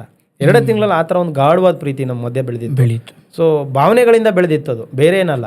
ನಿಜ, ನಮ್ಮ ಕಷ್ಟ ಸುಖ ನಾವು ಅವ್ರ ಹತ್ರ ಶೇರ್ ಮಾಡಿ, ಅವ್ರ ಕಷ್ಟ ಸುಖ ನನ್ನ ಹತ್ರ ಶೇರ್ ಮಾಡಿದಾಗ ನಮ್ದಷ್ಟು ಇಲ್ಲ, ಜೀವನ ಮಾಡೋದಕ್ಕೆ ಯೋಗ್ಯವಾಗಿದ್ದಾರೆ ಇವರು ಅನ್ನೋ ಥರ ನಮ್ಗೆ ಅನಿಸಿತ್ತು. ಅಂದ್ರೆ ಬದುಕಿನ ಒದ್ದಾಟಗಳಲ್ಲಿ ಇಬ್ಬರು ಇದ್ದಿದ್ದರಿಂದ ಬೇಗ ಅರ್ಥ ಆಯ್ತು. ಆಮೇಲೆ ದೇವಸ್ಥಾನಕ್ಕೆ ಹೋಗ್ಬೇಕಾಯ್ತು, ಕೇಳಬೇಕು, ಯಾವ್ದಾರನ್ನ ದೇವ್ರನ್ನ ಕೇಳಬೇಕು. ಓಕೆ, ದೇವ್ರನ್ನ ಕೇಳಿ ಅಲ್ಲೇನಾದರೂ ನಮ್ಮ ಸಮಸ್ಯೆಗೆ ಪರಿಹಾರ ಹುಡುಕ್ಬೇಕಂತ ಯಾವುದೋ ಒಂದು ದೇವ್ರಿಗೆ ಹೋದ್ವಿ. ಅಲ್ಲೋಗಿ ನಮ್ಮ ಸಮಸ್ಯೆ ಹೇಳ್ಕೊಳ್ಳೋದಂಥ ಸ್ಥಿತಿ ಬಂತು. ಈ ಥರ ಸ್ವಾಮಿ, ನಾವು ಮದುವೆ ಆಗ್ಬೇಕು ಅಂದ್ಕೊಂಡಿದ್ದೀವಿ, ದಯವಿಟ್ಟು ನೀವೊಂದು ನಮಗೊಂದು ದಾರಿ ಮಾಡಿಕೊಡ್ಬೇಕು ಅಂದರೆ ಅವ್ರೇನು ಮಾಡಿಬಿಟ್ರು, ಯಾವುದೇ ಕಾರಣಕ್ಕೂ ಆಗಬೇಡಿ, ಇನ್ನೊಂದು ವರ್ಷದಲ್ಲಿ ನಿಮ್ಗೆ ಡೈವರ್ಸ್ ಆಗಿಬಿಡುತ್ತೆ. ಮೋಸ್ಟ್ಲಿ ಅಲ್ಲಿ ನಿಮ್ಮ ತಂದೆನೇ ಹೇಳ್ಕೊಟ್ಟು ಇಲ್ಲ ಪಾಪ, ಅವ್ರಿಗೆ ಇದಕ್ಕೂ ಲಿಂಕೇ ಇಲ್ಲ.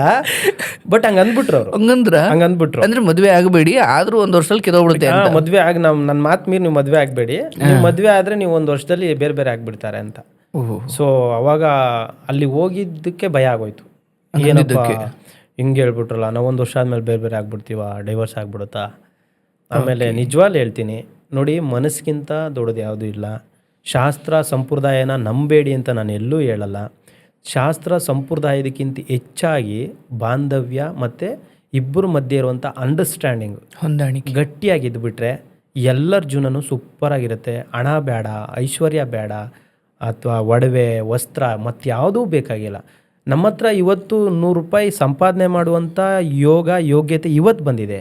ಏನೂ ಇಲ್ಲದೆ ಇರುವಾಗ ಅವ್ರು ಬಂದ್ರಲ್ಲ, ಅದು ಭಾಳ ಮುಖ್ಯ. ಇವತ್ತು ಭವಿಷ್ಯ ಈ ಸ್ಟೇಜಲ್ಲಿ ಇದ್ದಾಗ, ಯೋಗೇಶ್ ನಾನು ನಿಮ್ಮನ್ನು ಮದುವೆ ಆಗ್ತೀನಿ ಅನ್ನೋರು ಇರ್ಬೋದು, ಯೋಗೇಶ್ ನಾನು ನಿಮಗೆ ನನ್ನ ಮಗಳನ್ನ ಕೊಡ್ತೀನಿ ಅನ್ನೋರು ಕೂಡ ಈ ಒಂದು ಸ್ಟೇಜಲ್ಲಿ ಇದ್ದಾಗ ಇರ್ಬೋದು. ಅವತ್ತಿನ ಸ್ಥಿತಿಗೆ ನನ್ನನ್ನು ನಂಬಿ ಕೊಡೋದು ಇದೆಯಲ್ಲ, ಅದು ತುಂಬ ಕಷ್ಟ ಆಗಿತ್ತು. ಆಮೇಲೆ ಅವತ್ತಿನ ಸ್ಥಿತಿಲಿ ಬಂದು ನನ್ನ ಜೊತೆ ಕೈ ಜೋಡಿಸೋದು ಇದೆಯಲ್ಲ, ನನ್ನ ಜೊತೆ ಹೆಜ್ಜೆ ಹಾಕೋದಿದೆಯಲ್ಲ, ಅದು ಸಾಧಾರಣವಾದಂಥ ಹೆಜ್ಜೆ ಆಗಿರಲಿಲ್ಲ. ನಾವು ನಂಬಲ್ಲ ನೀವು, ನಾವು 500 ರೂಪಾಯಲ್ಲಿ ಮದುವೆ ಆದವರು. ಓಕೆ, ಅಲ್ಲಿ ದೇವಸ್ಥಾನಕ್ಕೆ ಹೋದ್ರಿ, ಅಲ್ಲಿಂದ ಏನಾಯಿತು? ಅದಾದಮೇಲೆ ಏನಾಯಿತು, ಮನೆಗೆ ಹೋದ್ವಿ, ಮನೇಲಿ ಒಪ್ಪಲಿಲ್ಲ. ಆ ಮನೇಲಿ ಅದು ಅಲ್ಲಿ ಒಪ್ಪಲಿಲ್ಲ. ಮತ್ತು ಇವ್ರ ಮನೇಲೂ ಸ್ಟಾರ್ಟ್ ಮಾಡ್ಬಿಟ್ರು, ಇವ್ರಮ್ಮ ತಾಯಿ. ಯಾವುದೇ ಕಾರಣಕ್ಕೂ ಅವನ ಜೊತೆ ನೀನು ಮದುವೆ ಆಗೋದಾದ್ರೆ ನಿನ್ನ ಮನೇಲೇ ಇರಬೇಡ, ನಿನ್ನ ಮಾತಾಡ್ಸೋಕ್ಕೆ ರೆಡಿ ಇಲ್ಲ. ಅವ್ರ ತಮ್ಮನದ್ದು ಏನಾದರೂ ಅಭಿಪ್ರಾಯ? ತಮ್ಮದ್ದು ಏನೂ ಇರಲಿಲ್ಲ ಪಾಪ. ಅವನು ವಿಲನ್ ಥರ ಕಾಣಿಸ್ತಿದ್ದ, ಬಟ್ ಸೈಲೆಂಟಾಗಿ ರಾಮನ್ ಥರ ನನಗೆ ಸಪೋರ್ಟ್ ಮಾಡ್ದ. ಹೌದಾ? Okay okay. ಅಂದರೆ ಆ ಥರ ನನಗೆ ಯಾವತ್ತೂ ತೊಂದರೆ ಕೊಟ್ಟಿಲ್ಲ. ಆಮೇಲೆ ಪಾಪ ಇವರಮ್ಮ ಗಲಾಟೆ ಮಾಡ್ಬಿಟ್ಟಿದ್ರು, ಇಲ್ಲ ನೀನು ಅವ್ನ ಮದುವೆ ಆಗೋದಾಗಲಿ, ಅವನ್ನ ಮೀಟ್ ಮಾಡೋದಾಗಲಿ, ಅವನ್ನ ಮಾತಾಡ್ಸೋದಾಗಲಿ ಇಟ್ಕೊಂಡ್ರೆ ಚೆನ್ನಾಗಿರಲ್ಲ, ಓಕೆ ಹಂಗೆ ಹಿಂಗೆ ಅಂತೆಲ್ಲ ದೊಡ್ಡ ಜಗಳ. ನಮ್ಮ ಮನೇಲೂ ಅವತ್ತು ರಾತ್ರಿ ಜಗಳ. ನೀನು ಹಂಗೆ ನೀನು ದುಡಿಯಲ್ಲ ಪಡಿಯಲ್ಲ, ಕಾರು ಅದು ಸರಿಯಾಗಿ EMI ಕಟ್ಟಲ್ಲ, ಇನ್ಸೂರೆನ್ಸ್ ಕಟ್ಟಲ್ಲ, ಊರು ತುಂಬ ತಿರುಗ್ತೀಯ, ಸಂಪಾದನೆ ಮಾಡಿದ್ದನ್ನ ಸರಿಯಾಗಿ ಇಟ್ಕೊಳಕ್ಕೆ ಬರಲ್ಲ, ಕೇಳು ನಿನಗೆ ಆ ಥರ ಅಂದಾಗ ನನಗೂ ನಮ್ಮ ಅಪ್ಪ ಅಮ್ಮನ ಮೇಲೆ ಕೋಪ, ನನ್ಗೆ ಹಿಂಗೆ ಅಂದ್ಬಿಟ್ರಲ್ಲ ಇವರು. ಬಟ್ ನಮ್ಮ ತಂದೆ ತಾಯಿ ದೇವ್ರ ಥರ. ಬಟ್ ನನ್ಗೆ ಅವತ್ತು ಕೋಪ, ನನಗೆ ನನ್ನ ಆಸೆಗಳಿಗೆ ಇವ್ರು ಈ ಥರ ಅಂತವ್ರಲ್ಲ. ನಿಜ. ಸರಿ, ನಾನೊಂದು ಫೋನ್ ಮಾಡಿದೆ ಅವಳಿಗೆ, ದುಡ್ಡಿಲ್ಲ ಸರ್ ದೇವ್ರಾಣೆ, ₹1 ದುಡ್ಡಿಲ್ಲ ಸರ್, ಕಾರಲ್ಲಿ ಡೀಸೆಲು ಸರಿಯಾಗಿಲ್ಲ ಸರ್, ಹೇಳ್ಬೇಕು ಅಂದರೆ ಒಂದು ಇಂಡಿಕಾ ಕಾರ್ ಇತ್ತು ನನ್ನ ಹತ್ರ. ಫೋನ್ ಮಾಡಿದೆ, ಮಂಜು ಅವರೇ ಈ ಥರ ನಮ್ಮ ಮನೇಲಿ ಜಗಳ ಮಾಡಿಬಿಟ್ರು, ಮದುವೆನೇ ಆಗಬೇಡ ಅಂತ ಹೇಳ್ತವ್ರೆ ಅಂತ. ಸರಿ, ಅವ್ರಿಗೂ ಮನೇಲೂ ಜಗಳ, ನೀನು ಅವನ್ನ ಮದುವೆ ಆಗಬೇಡ ಹಂಗೆ ಹಿಂಗೆ ಅಂತ. ಸೊ ನಾನು ಹೇಳಿದೆ, ನಿಮ್ಗೆ ನಂಬಿಕೆ ಇದ್ರೆ ನಮ್ಮ ಜೊತೆ ಬರ್ತೀರಾ, ಮದುವೆ ಆಗ್ತೀನಿ ಅಂತ ಕೇಳಿದ್ರಾ? ಇಲ್ಲ, ಅವರು ಸಡನ್ನಾಗಿ ಇಲ್ಲ ಹಂಗೆ ಕಷ್ಟ ಆಗುತ್ತೆ ಅಂತ ಹೇಳಿದ್ರು. ಆಮೇಲೆ ಮನೇಲೆಲ್ಲ ಅವತ್ತು ತುಂಬ ರಂಪ ಆಗ್ಬಿಟ್ಟಿತ್ತು, ಅವ್ರ ಮನೇಲಿ ಹೊಡೆದ್ಬಿಟ್ಟಿದ್ರು, ಅವ್ರಿಗೆ ಹೊಡೆದಿದ್ರು, ಮತ್ತೇನು ಮಾಡಿದ್ರೋ ಗೊತ್ತಿಲ್ಲ, ಬಟ್ ಜಗಳ ಆಗಿತ್ತು ಒಟ್ಟಿನಲ್ಲಿ. ಆಮೇಲೆ ನಾನು ಹೇಳಿದೆ, ಬೆಳಿಗ್ಗೆ ನಾನು ಬರ್ತೀನಿ, ಇವ್ರು ರೆಡಿ ಇರ್ತೀರಾ ಅಂತ ಕೇಳಿದೆ, ಸತ್ಯ. ಆಮೇಲೆ ಆಯಿತು ಬರ್ತೀನಿ ಅಂತ ಹೇಳ್ಬಿಟ್ರು ಅವರು. ಸರಿ, ಬೆಳಿಗ್ಗೆ ಒಂದು 8-9 ಗಂಟೆಗೆ ಕಾರ್ ಹೋಗಿ ನಿಂತ್ಕೊಂತು, ಕಾರ್ ಸಮೇತ ಬ್ಯಾಗ್ ಸಮೇತ ಬಟ್ಟೆ ಅವೆಲ್ಲ ತುಂಬಿಕೊಂಡು ಕಾರಿಗೆ ಬಂದು ಕೂತ್ಬಿಟ್ರು. ತಾಯಿ ಇರಲಿಲ್ಲ, ಕೆಲ್ಸಕ್ಕೆ ಹೋಗಿದ್ರು, ಮನೆ ಕೆಲಸಕ್ಕೆ. ಕೂತ ತಕ್ಷಣ ಕಾರಲ್ಲಿ ಕೂತ್ಕೊಂಡೆ ಅವ್ರ ಅಮ್ಮಂಗೆ ಫೋನ್ ಮಾಡಿಸ್ದೆ. ಫೋನ್ ಮಾಡಿದ ತಕ್ಷಣ ಅವ್ರು ಹೇಳಿದ್ದಿಷ್ಟೇ, ಫೋನ್ ಮಾಡಿಬಿಟ್ಟು, ಅಮ್ಮ ನಾನು ಯೋಗಿ ಜೊತೆ ಹೋಗ್ತಾ ಇದ್ದೀನಿ. ಅಲ್ಲಿಂದ ಸ್ಟಾರ್ಟ್ ಆಯಿತು, ಅಂಥ ಮುಂಡೆ ಇಂಥ ಮುಂಡೆ, ಹಿಂಗೆ ಸಾಕಿದ್ದೀನಿ ಹಂಗೆ ಗೊತ್ತಲ್ಲ, ವಯಸ್ಸಾಗಿ ತುಂಬ ಕಷ್ಟಪಟ್ಟು ಸಾಕಿದ್ರು ಅವರು, ತುಂಬ ಕಷ್ಟಪಟ್ಟಿದ್ರು ಅವ್ರು. ಇವತ್ತು ದೇವತೆ ಥರ ನಮ್ಮ ಅತ್ತೆಯವರು, ಇವತ್ತು ನಮ್ಮ ಆಶ್ರಮದಲ್ಲಿ ಕೆಲಸ ಮಾಡ್ತಾರೆ, ದೇವತೆ ಥರ ಅವರು. ತುಂಬ ಬೈದ್ಬಿಟ್ರು ಅವಳಿಗೆ, ನಾನು ಹಂಗೆ ಸಾಕಿದೆ ಹಿಂಗೆ ಸಾಕಿದೆ, ಎಷ್ಟೋ ಮನೆ ಬಚ್ಚಲು ತಿಕ್ಕಿದೆ, ಎಷ್ಟೋ ಮನೆ ಪಾತ್ರೆ ತೊಳೆದೆ, ನಿನಗೋಸ್ಕರ ಕಾಲೇಜಿಗೆ ಸೇರ್ಸೋಕ್ಕೆ ಎಷ್ಟೋ ಕಷ್ಟಪಟ್ಟೆ, ನೀನು ಯಾವನೋ ಅವ್ನು ಯಾರನ್ನೋ ನಂಬ್ಕೊಂಡು ಇವತ್ತು ನೀನು ಹೋಗ್ತಾ ಇದೆಯಾ, ನೀನು ಹಂಗೆ ಹಿಂಗೆ ಅಂತ ಏನೇನೋ ಬೈದಾಕ್ಬಿಟ್ರು ಅವಳಿಗೆ. ಅಂದರೆ ಹೊರಟ್ಬಿಟ್ವಿ ನಾವು ಅಲ್ಲಿಂದ. ನಮ್ಮನ್ನು ರಿಸೀವ್ ಮಾಡ್ಕೊಳಕ್ಕೆ ರೆಡಿ ಇರಲಿಲ್ಲ. ಅಂದರೆ ನಾವು ಆ ಥರ ಇರಲಿಲ್ಲ ಬಿಡಿ. ಇವತ್ತು ನಾವು ಹೇಳ್ಕೊಬೋದು, ನಾನು ಹಂಗಿದ್ದೆ, ನಾನು ಹಿಂಗಿದ್ದೆ, ಏನೂ ಇಲ್ಲ ಸರ್. ನಾನು ಎಲ್ಲಿ ಕರ್ಕೊಂಡೋಗ್ಬೇಕಂತಲೇ ಗೊತ್ತಿಲ್ಲ, ಸುಮ್ಮನೆ ತೋರಿಸ್ಕೊಂಡ್ಬಿಟ್ಟಿದ್ವಿ, ಹತ್ತಿ ಕೂರಿಸ್ಬಿಟ್ಟಿದ್ದೀವಿ ಕಾರಲ್ಲಿ, ಎಲ್ಲಿ ಕರ್ಕೊಂಡು ಹೋಗ್ಬೇಕಂತಲೇ ನನಗೆ ಗೊತ್ತಾಗ್ತಾ ಇಲ್ಲ. ಸರಿ, ಫೈನಲಿ ನಾನು ಎಲ್ಲೂ ಜಾಸ್ತಿ ಹೋಗ್ತಾ ಇರಲಿಲ್ಲ. ನಮ್ಮ ಚಿಕ್ಕಪ್ಪ ಮನೆಗೆ ನಾನು ಜಾಸ್ತಿ ಇರ್ತಾಯಿದ್ದೆ. ನಮ್ಮ ತಂದೆ ತಾಯಿ ಬಿಟ್ಟರೆ ನಮ್ಮ ಚಿಕ್ಕಪ್ಪನೇ. ನಮ್ಮ ಚಿಕ್ಕಮ್ಮ ತುಂಬ ಗ್ರೇಟು ನಮಗೆ. ನಾನು ಎಲ್ಲೇ ಟ್ಯಾಕ್ಸಿ ಓಡ್ಸೋಕೆ ಹೋಗಿ ಅರ್ಧ ರಾತ್ರಿ ಮನೆಗೆ ಹೋದ್ರು, ಬಿಸಿನೀರು ಮಾಡಿ, ಸ್ನಾನ ಮಾಡಿಸಿ, ಬಿಸಿ ಅನ್ನ ಮಾಡಿ, ಆ ಗಂಟೆಲೆ ಸಾಂಬಾರು ಮಾಡಿ ಇಡೋವಂಥ ವ್ಯಕ್ತಿತ್ವ ಇರೋವಂಥವ್ರು ನಮ್ಮ ಚಿಕ್ಕಮ್ಮ. ಸೊ ಅವ್ರ ಮನೆಗೆ ನಾನು ಜಾಸ್ತಿ ಇರ್ತಾಯಿದ್ದೆ. ನಾನು ಡ್ಯೂಟಿ ಮಾಡ್ಕೊಂಡು ಬಂದರೆ ನಮ್ಮ ಮನೆಗೆ ಹೋಗೋದಕ್ಕಿಂತ ಹೆಚ್ಚಾಗಿ ನಮ್ಮ ಚಿಕ್ಕಮ್ಮಂಗೆ ಫೋನ್ ಮಾಡಿಬಿಡ್ತಾಯಿದ್ದೆ, ಮನೆಗೆ ಬರ್ತಾಯಿದ್ದೀನಿ, ಏನು ಮಾಡ್ತೀಯಾ ಅಂತ. ಅವ್ರು ನಾನು ಏನು ತಿಂತೀನಿ, ನನ್ನ ಎಲ್ಲ ಯೋಗಕ್ಷೇಮಗಳು ಜಾಸ್ತಿ ಅವ್ರಿಗೆ ಗೊತ್ತಿತ್ತು. ನಾನು ಏನು ತಿಂತೀನಿ, ನಂಗೆ ಏನು ಇಷ್ಟ, ಕರ್ಕೊಬಂತಾ ಇದ್ದೀನಿ ಅಂತ. ನಮ್ಮ ಚಿಕ್ಕಮ್ಮ ಒಂಥರ ಫ್ರೆಂಡ್ಲಿ, ಕರ್ಕೊಂಬರಲ್ಲೋ ಅಂತ. ಅವ್ರಿಗೂ ಮುಂದೆ ಏನಾಗುತ್ತೆ ಏನು ಅವ್ರಿಗೂ ಗೊತ್ತಿಲ್ಲ. ನೀವು ನಂಬಲ್ಲ, ಅವ್ರಿಗವಾಗ 17 ವರ್ಷ. ಚಿಕ್ಕಮ್ಮಂಗೆ ಅಲ್ಲ, ನಮ್ಮ ಮಂಜುಳ ಅವ್ರಿಗೆ. ನಿಮ್ಮ ಇದ್ರ ಜ್ಞಾನ ಕೂಡ ಇಲ್ಲ. 16-17 ವರ್ಷ ಕರ್ಕೊಂಡು ಹೋದ್ರೆ ಆಗುತ್ತೆ, ಪೊಲೀಸ್ ಕಂಪ್ಲೇಂಟ್ ಆಗುತ್ತೆ, ಒಳಗಾಗ್ತಾರೆ ಅನ್ನೋದ್ರೂ ಕೂಡ ಜ್ಞಾನ ಇಲ್ಲ ನನಗೆ. ಪ್ರೇಮ ಸಾಧು, ಪ್ರೇಮದಲ್ಲಿ ಮುಳುಗೋಗ್ಬಿಟ್ಟಿದ್ದೆ. Petrol ನೆನಪಿರಲ್ಲ, age ನೆನಪಿರಲ್ಲ. ಹೌದು. ಆಮೇಲೆ ಹೋದ್ವಿ. ಅಲ್ಲಿ ಹೋದ್ರೂ ಕೂಡ ಕಾಲೇಜಿಗೆ ತಪ್ಪಿಸ್ಲಿಲ್ಲ. ಎವ್ರಿ ಡೇ ಕಾಲೇಜಿಗೆ ಕಳಿಸ್ತಾ ಇದೆ. ಅವ್ರ ಅಮ್ಮಂಗೆ ಒಂದು ಧೈರ್ಯ ಇತ್ತು, ಯೋಗಿ ತುಂಬ ಒಳ್ಳೆ ಹುಡುಗ, ಎಲ್ಲೂ ಕರ್ಕೊಂಡು ಹೋಗಲ್ಲ ಅನ್ನೋದು ಗೊತ್ತಿತ್ತು. ಯಾಕಂದ್ರೆ ಆ ಥರ ನಡ್ಕೋತಾ ಇದೆ ನಾನು ಅವ್ರ ಹತ್ರ, ಮಾತಲ್ಲಾಗಿರ್ಬೋದು, ಭಾವನೆಗಳಲ್ಲಾಗಿರ್ಬೋದು, ಆ ಥರ ನಡ್ಕೋತಾ ಇದೆ. ಕೆಟ್ಟವನು ಅಂತ ಯಾವುದೇ ಥರ ಅವ್ರಿಗೆ ಅನಿಸಿರಲಿಲ್ಲ. ಆಮೇಲೆ ಕಾಲೇಜಿಗೆ ಕಳಿಸ್ತಾ ಇದೆ. ನನ್ನ ಪುಣ್ಯ ಏನೋ ಗೊತ್ತಿಲ್ಲ, ಕಂಪ್ಲೇಂಟ್ ಕೂಡ ಮಾಡಿಲ್ಲ ಅವರು. ತಾಯಿ ಕಂಪ್ಲೇಂಟ್ ಮಾಡಿಲ್ಲ. ಸೊ ನೀವು ಚಿಕ್ಕಮ್ಮನೆ ಕರ್ಕೊಂಬಂದ್ವಿ. ಹಂಗೆ ಕಾಲೇಜಿಗೆ ಕಳಿಸ್ತಾ ಇದೆ. 4 ದಿನ ಆಯಿತು, 3 ದಿನ ಆಯಿತು, ಒಂದು 5-6 ದಿನ ಆಗೋಯ್ತು. ಮನೆಗಳಲ್ಲಿ ನಮ್ಮ ಮನೇಲೂ ಗೊತ್ತಾಯ್ತು ಇವ್ನು ಕರ್ಕೊಂಡು ಹೋಗ್ಬಿಟ್ಟವನೆ ಅಂತ. ಆಮೇಲೆ ಅವ್ರ ಮನೇಲೂ ನಾನು ಕರ್ಕೊಂಡು ಹೋಗಿದ್ದೀನಿ ಅಂತ ಗೊತ್ತು. ಅವರು ಕಂಪ್ಲೇಂಟ್ ಕೊಡೋಕೆ ಹೋಗಲಿಲ್ಲ, ಬಟ್ ಫೋನ್ ಮಾಡ್ತಾಯಿದ್ರು, ಬಂದ್ಬಿಡು, ಹಿಂಗೆಲ್ಲ ಮಾಡಬೇಡ. ಯಾಕಂದರೆ ಅವ್ರಿಗೂ ಅದ್ರ ಅರಿವಿರಲಿಲ್ಲ, ಕಂಪ್ಲೇಂಟ್ ಕೊಡಬೇಕು, ಕೇಸ್ ಹಾಕಬೇಕು ಅವ್ರ ಮೇಲೆ. ಆ ಥರದ್ದು ನನ್ನ ಮಗಳು ಸೇಫ್ಟಿಯಾಗಿ ಮತ್ತೆ ವಾಪಸ್ ಬಂದರೆ ಸಾಕಪ್ಪ, ಅವಳನ್ನ ಕರೆದ್ಬಿಡೋಣ ಅಂತೇಳಿ ಫೋನ್ ಮಾಡಿಸೋರು. ಅವರು ಚಿಕ್ಕಪ್ಪ ದೊಡ್ಡಪ್ಪ ಎಲ್ಲ ಫೋನ್ ಮಾಡೋರು, ಎಲ್ಲಿದೆಯಮ್ಮ ಬಂದ್ಬಿಡು, ಹಂಗೆಲ್ಲ ಹೋಗ್ಬೇಡ. ಆಮೇಲೆ ಒಂದು ವಾರ ಆದಮೇಲೆ ಇಡೀ ಊರಿಗೆ ಗೊತ್ತಾಗೋಯ್ತು, ಅದು ಅವ್ರ ಊರಿಗೆ, ಅವ್ರು ಹುಟ್ಟಿ ಬೆಳೆದ ಊರಿಗೆ ಗೊತ್ತಾಯಿತು. ಯೋಗೇಶ್ ಅನ್ನೋ ಹುಡುಗನ ಜೊತೆ ಆ ಹುಡುಗಿ ಹೋಗಿದ್ದಾಳೆ ಅಂತ ಗೊತ್ತು, ಬಟ್ ಕರ್ಕೊಂಡು ಹೋಗ್ಬಿಟ್ಟಿದ್ದಾರೆ. ಆ ಥರ ಅಲ್ಲ, ಲವ್ ಮಾಡ್ತಿದ್ದಾರೆ ಅನ್ನೋದು ಗೊತ್ತಾಗ್ಬಿಡ್ತು. ಅವಾಗ ಏನು ಮಾಡಿದ್ರು, ಅವ್ರು ಹುಷಾರಾಗಿ ಏನು ಮಾಡಿದ್ರು, ಒಂದು ಕೆಲಸ ಮಾಡಿ ಕರೆಸಿ ನಮ್ಮೂರಲ್ಲೇ ಮದುವೆ ಮಾಡೋಣ. ನಾವು ಆಲ್ರೆಡಿ ಮನೆ ಬಿಟ್ಟು ಕರ್ಕೊಂಡೋಗಿ ಒಂದು ವಾರ ಕಳೆದಿತ್ತು. ವಾರ ಕಳೆದ್ರೂ ಕೂಡ ಮನೆ ಕಡೆಯಿಂದ ಅವ್ರ ಮನೆ ಕಡೆಯಿಂದ ಏನೂ ಸಮಸ್ಯೆ ಆಗಿರಲಿಲ್ಲ. ನಮ್ಮ ಮನೇಲೂ ನನ್ನನ್ನು ಆಲ್ಮೋಸ್ಟು ತುಂಬ ಅಂದರೆ ಜವಾಬ್ದಾರಿ ಇರೋಂಥ ಹುಡುಗ ಅನ್ನೋ ಥರ ಏನು ನಾನು ತಿಳ್ಕೊಂಡಿರಲಿಲ್ಲ. ಚಾನ್ಸೇ ಇಲ್ಲ, ನೋ ವೇ. ಆ ಥರ ಇದ್ದಿದ್ದರಿಂದ ಓಕೆ. ಆಮೇಲೆ ನನ್ನ ಬಗ್ಗೆನೂ ಅಷ್ಟು ತಲೆ ಕೆಡ್ಸ್ಕೊಳಕ್ಕೆ ಯಾರೂ ಹೋಗಲಿಲ್ಲ. ಆಮೇಲೆ ಫೈನಲ್ ಆಗಿ ಅವ್ರ ಊರಿಂದ ಫೋನ್ ಬಂತು, ಯೋಗೀಶ್ ಈ ಥರ ಒಂದು ಕೆಲಸ ಮಾಡಪ್ಪ, ನೀನು ನಂಗೆ ಕರ್ಕೊಂಡೋಗಿರೋ ತಪ್ಪು, ಕರ್ಕೊಂಬ, ನಾವೇ ಮದುವೆ ಮಾಡ್ತೀವಿ. ಊರಿನಿಂದ ಯಾರು ಆ್ಯಕ್ಚುಲಿ ಪರ್ಟಿಕ್ಯುಲರ್? ನಮ್ಮ ಮಂಜು ಅವರ ಚಿಕ್ಕಪ್ಪ ಓಕೆ. ಫೋನ್ ಮಾಡಿದ್ರು, ಎಲ್ಲಿದ್ಯಪ್ಪ, ಏನು ಹೆಂಗೆ ಕರ್ಕೊಂಡೋದ್ರೆ ಹೆಂಗೆ, ಒಂದು ವಯಸ್ಸಿಗೆ ಬಂದಿರೋ ಹೆಣ್ಮಗಳನ್ನ ನೀನು ಕರ್ಕೊಂಡೋಗ್ಬೋದಾ, ನಿನಗೆ ಒಂದು ಸ್ವಲ್ಪ ಜ್ಞಾನ ಬೇಡವಾ, ಹಂಗೆ ಹಿಂಗೆ ಅಂತೇಳಿ ಲಾಸ್ಟ್ಗೆ ಏನು ಮಾಡಿದ್ರು, ಕರ್ಕೊಂಬ, ಆಯಿತು ಮದುವೆ ಮಾಡ್ತೀವಿ ಅಂತ. ಇವಳು ಹೇಳಿದ್ಲು ಮದುವೆ ಮಾಡ್ತಾರಂತೆ, ಹೋಗೋಣ ಅಂತ. ಫಸ್ಟು ಟೆರೆಸ್ ಮೇಲೆ ಕರ್ಕೊಂಡೋದೆ. ಅವ್ರು ಹೇಳ್ತವ್ರೆ, ಕರೀತವ್ರೆ, ಅಲ್ಲೋಗಿ ಎಡೆಮಟೆ ತಗೊಂಡ್ರೆ ಏನು ಮಾಡ್ಬೇಕು ನಾನು, ಅಂದರೆ ಸತ್ಯ ಇದು. ಬಟ್ ಅದನ್ನು ಕೇಳಿ ಹೋಗೋ ಅಷ್ಟು ಇದು ನನಗೆ ಇರಲಿಲ್ಲ, ಧೈರ್ಯ ಇರಲಿಲ್ಲ. ಯಾಕಂದರೆ ಆ ಸಿಚುವೇಶನ್ಗೆಲ್ಲ ನಾನು ಈ ಇದು ನೋಡಿದೆ, ಅದು ಚೆಲುವಿನ ಚಿತ್ತರ ಸಿನಿಮಾ ನೋಡಿದೆ. ಕರ್ಸ್ಕೊಂಡು ಮನೇಲಿ ನಾಯಿ ಹೊಡೆದಾಗ ತಡಿಯಪ್ಪ ಯಾಕಬೇಕು ಅಂತ. ಯಾಕೆ ಬೇಕು? ನಿಮಗೆ ಅಂದರೆ ರಿಕ್ವೆಸ್ಟ್ ಇತ್ತ ಅಂದ್ರೆ ಥ್ರೆಟ್ ಇತ್ತ? ಫೋನ್ ಥ್ರೆಟ್ ಇರಲಿಲ್ಲ ಸರ್, ರಿಕ್ವೆಸ್ಟ್ ಇತ್ತು. ರಿಕ್ವೆಸ್ಟ್ ಇತ್ತು. ನಿಮ್ಮೊಳಗಡೆ ಸಿನಿಮಾದಲ್ಲೂ ತುಂಬ ರಿಕ್ವೆಸ್ಟ್ ಮಾಡಿ ತಾನೇ ಕರ್ಕೊಂಡು ಎಲ್ಲ ಮಗ ನಾನು ಇಲ್ವೇಲ್ಲ ನಿನಗೆ ಅಂತ. ಅಂದರೆ ಜೀವನ ಸರ್, ನಿಜ. ನಾವು ಟ್ಯಾಕ್ಸಿ ಡ್ರೈವರ್ ಆಗಿರೋದ್ರಿಂದ ನಾನಾ ಜೀವನಗಳನ್ನ ಹತ್ರದಿಂದ ನೋಡಿ ಬಂದಿರ್ತೀವಿ. ನಾನಂತಲ್ಲ, ಟ್ಯಾಕ್ಸಿ ಡ್ರೈವರ್ಗಳು ಎಲ್ಲರ ಜೀವನನೂ ಹಿಂಗೆ ಇರುತ್ತೆ. ಕಷ್ಟ ಸುಖ ನೋಡಿರ್ತಾರೆ, ಬಿಸಿಲು ಮಳೆ ಗಾಳಿ ಎಲ್ಲವನ್ನೂ ನೋಡಿರ್ತಾರೆ. ಕೆಟ್ಟದ್ದು ಒಳ್ಳೇದು ಜಾಸ್ತಿ ಬೇಗ ಅವ್ರಿಗೆ ತಲುಪಿರುತ್ತೆ. ಯಾರು ಒಳ್ಳೆಯವರು ಯಾರು ಕೆಟ್ಟವ್ರು ನೋಡಿದ ತಕ್ಷಣ ಜಡ್ಜ್ ಮಾಡೋ ಅಂಥ ಒಂದು ಮೈಂಡ್ ಸೆಟ್ ಬಂದಿರುತ್ತೆ. ಯಾಕಂದರೆ 4-6 ಜನ ಜೊತೆ ಸುತ್ತಾಡಿರ್ತೀವಿ. ಹಂಗಾಗಿ ನನಗೆ ನನ್ನ ವೈಫ್ ಮೇಲೆ ತುಂಬ ನಂಬಿಕೆ ಇತ್ತು. ಬಟ್ ನಾನು ಅವಳನ್ನ ಟೆರೆಸ್ ಮೇಲೆ ಕರ್ಕೊಂಡೋಗಿ ಕೇಳಿದ್ದು ಒಂದೇ ಮಾತು, ನಿಜವಾಗ್ಲೂ ಲವ್ ಮಾಡ್ತಾ ಇದೀಯಾ? ಓಕೆ. ಅಲ್ಲೋಗಿ ಏನಾದರೂ ಎಡವಟ್ಟಾಗಿ ಅಲ್ಲಿ ಉಲ್ಟಾ ಹೊಡೆದ್ಬಿಟ್ರೆ ನೀನು ಉಲ್ಟಾ ಹೊಡೆದ್ರೆ ಅವ್ರು ನನ್ಗೂ ಇಲ್ಲೇ ಹೇಳ್ಬಿಡಿ ಅವತ್ಕೂ. ಅದಕ್ಕೆ ಇಲ್ಲೇ ಹೇಳ್ಬಿಡಮ್ಮ, ನಿಜವಾಗ್ಲೂ ಮಾಡ್ತಾ ಇದೆಯಾ ಅಂತ. ಅವಳು ಒಂದೇ ಮಾತು ಹೇಳಿದ್ರು, ಸತ್ರು ನಿನ್ನ ಜೊತೆನೆ, ಬದುಕಿದ್ರು ನಿನ್ನ ಜೊತೆನೆ. ಅದು ಬಿಟ್ಟು ಬೇರೆ ಪ್ರಪಂಚ ನನಗೆ ಗೊತ್ತಿಲ್ಲ. ನನ್ನ ತಾಯಿನ ಬಿಟ್ಟು ಇಲ್ಲಿಗೆ ಬಂದಿದ್ದೀನಿ ಅಂದರೆ ನಿನ್ನನ್ನು ನಾನು ನಂಬ್ತಿದ್ದೀನಿ, ನಿನ್ನ ಮೇಲೆ ಅಷ್ಟು ಪ್ರೀತಿ ಇಟ್ಟಿದ್ದೀನಿ, ಗೌರವ ಇಟ್ಟಿದ್ದೀನಿ. ನನ್ನ ತಾಯಿನೂ ಎಷ್ಟು ಮುಖ್ಯನೋ ನೀನು ಅಷ್ಟೇ ಮುಖ್ಯ. ಅಮ್ಮ ಕರಿತಾ ಇದ್ದಾರೆ, ಚಿಕ್ಕಪ್ಪ ಕರಿತಾ ಇದ್ದಾರೆ, ಅಲ್ಲೇ ಹೋಗಿ ಮದುವೆ ಆಗೋಣ ಅಷ್ಟು ಹೇಳಿದ್ರು. ಭಯ ಅಂತ ಏನು ಕಮ್ಮಿ ಆಗಿರಲಿಲ್ಲ, ಎಲ್ಲ ತಯಾರಿ ಮಾಡ್ಕೋಬೇಕಂತ ಅನಿಸ್ತು. ಬಟ್ ನಾನು ಅವಾಗ 1 ವಾರ 15 ದಿವಸದಿಂದ ಸರಿಯಾಗಿ ಕೆಲ್ಸಕ್ಕೆ ಹೋಗ್ತಾ ಇರಲಿಲ್ಲ. ಯಾಕಂದರೆ ಇವಳನ್ನ ಕರ್ಕೊಂಬಂದಿರೋದ್ರಿಂದ ಜವಾಬ್ದಾರಿ ಇತ್ತು. ಮತ್ತು ನಾನು ಟ್ಯಾಕ್ಸಿ ಓಡಿಸ್ತಾ ಇದ್ದಿಂದ ಅಷ್ಟು ಸಂಪಾದನೆ ಮಾಡೋವಂಥ ಇದು ಇರಲಿಲ್ಲ ನನಗೆ. ಅವಾಗ ಗಾಡಿ ಕೂಡ ನಾನು ಲೀಸಿಗೆ ತೊಗೊಂಡು ಓಡಿಸ್ತಾ ಇದ್ದೆ. ಒಂದು ಕಡೆ ಲೀಸ್, ಅವ್ರ ಕಡೆ ಹಿಂಸೆ ನನಗೆ, ಅವರು ದುಡ್ಡು ಕೊಟ್ಟಿಲ್ಲ ಅಂತ. ಈಗ ನೋಡಿದ್ರೆ ಡ್ಯೂಟಿಗೆ ಹೋಗೋಕ್ಕಾಗ್ತಾಯಿಲ್ಲ. ಈಗ ಕರ್ಕೊಂಬಂದ್ಬಿಟ್ಟಿದ್ದೀನಿ ಮದುವೆ ಆಗಬೇಕಂತ, ದುಡ್ಡಿಲ್ಲ ನನ್ನ ಹತ್ರ, ದುಡ್ಡಿಲ್ಲ, ಏನು ಮಾಡಬೇಕು ಗೊತ್ತಾಗ್ತಾಯಿಲ್ಲ, ಏನು ಮಾಡೋದು ಇವಾಗ ಅಂತ. ಮದುವೆ ಅಂದರೆ ಅಟ್ಲೀಸ್ಟ್ ಒಂದು 20-30 ಸಾವಿರ ಆದರೂ ಬೇಡವಾ ಸರ್? ಒಂದು 50 ಸಾವಿರ ಬೇಡವಾ ಒಂದು ಮದುವೆ ಅಂದರೆ? ನಮ್ಮ ಹತ್ರ ಆ ದುಡ್ಡು ಇರಲಿಲ್ಲ, ₹1 ಇರಲಿಲ್ಲ. ನನಗೆ ಗಾಡಿ ಡೀಸೆಲ್ ಹಾಕ್ಸೋಕ್ಕೆ ಬಿಟ್ಟರೆ ಬೇರೆ ಏನೂ ಗೊತ್ತಿಲ್ಲ.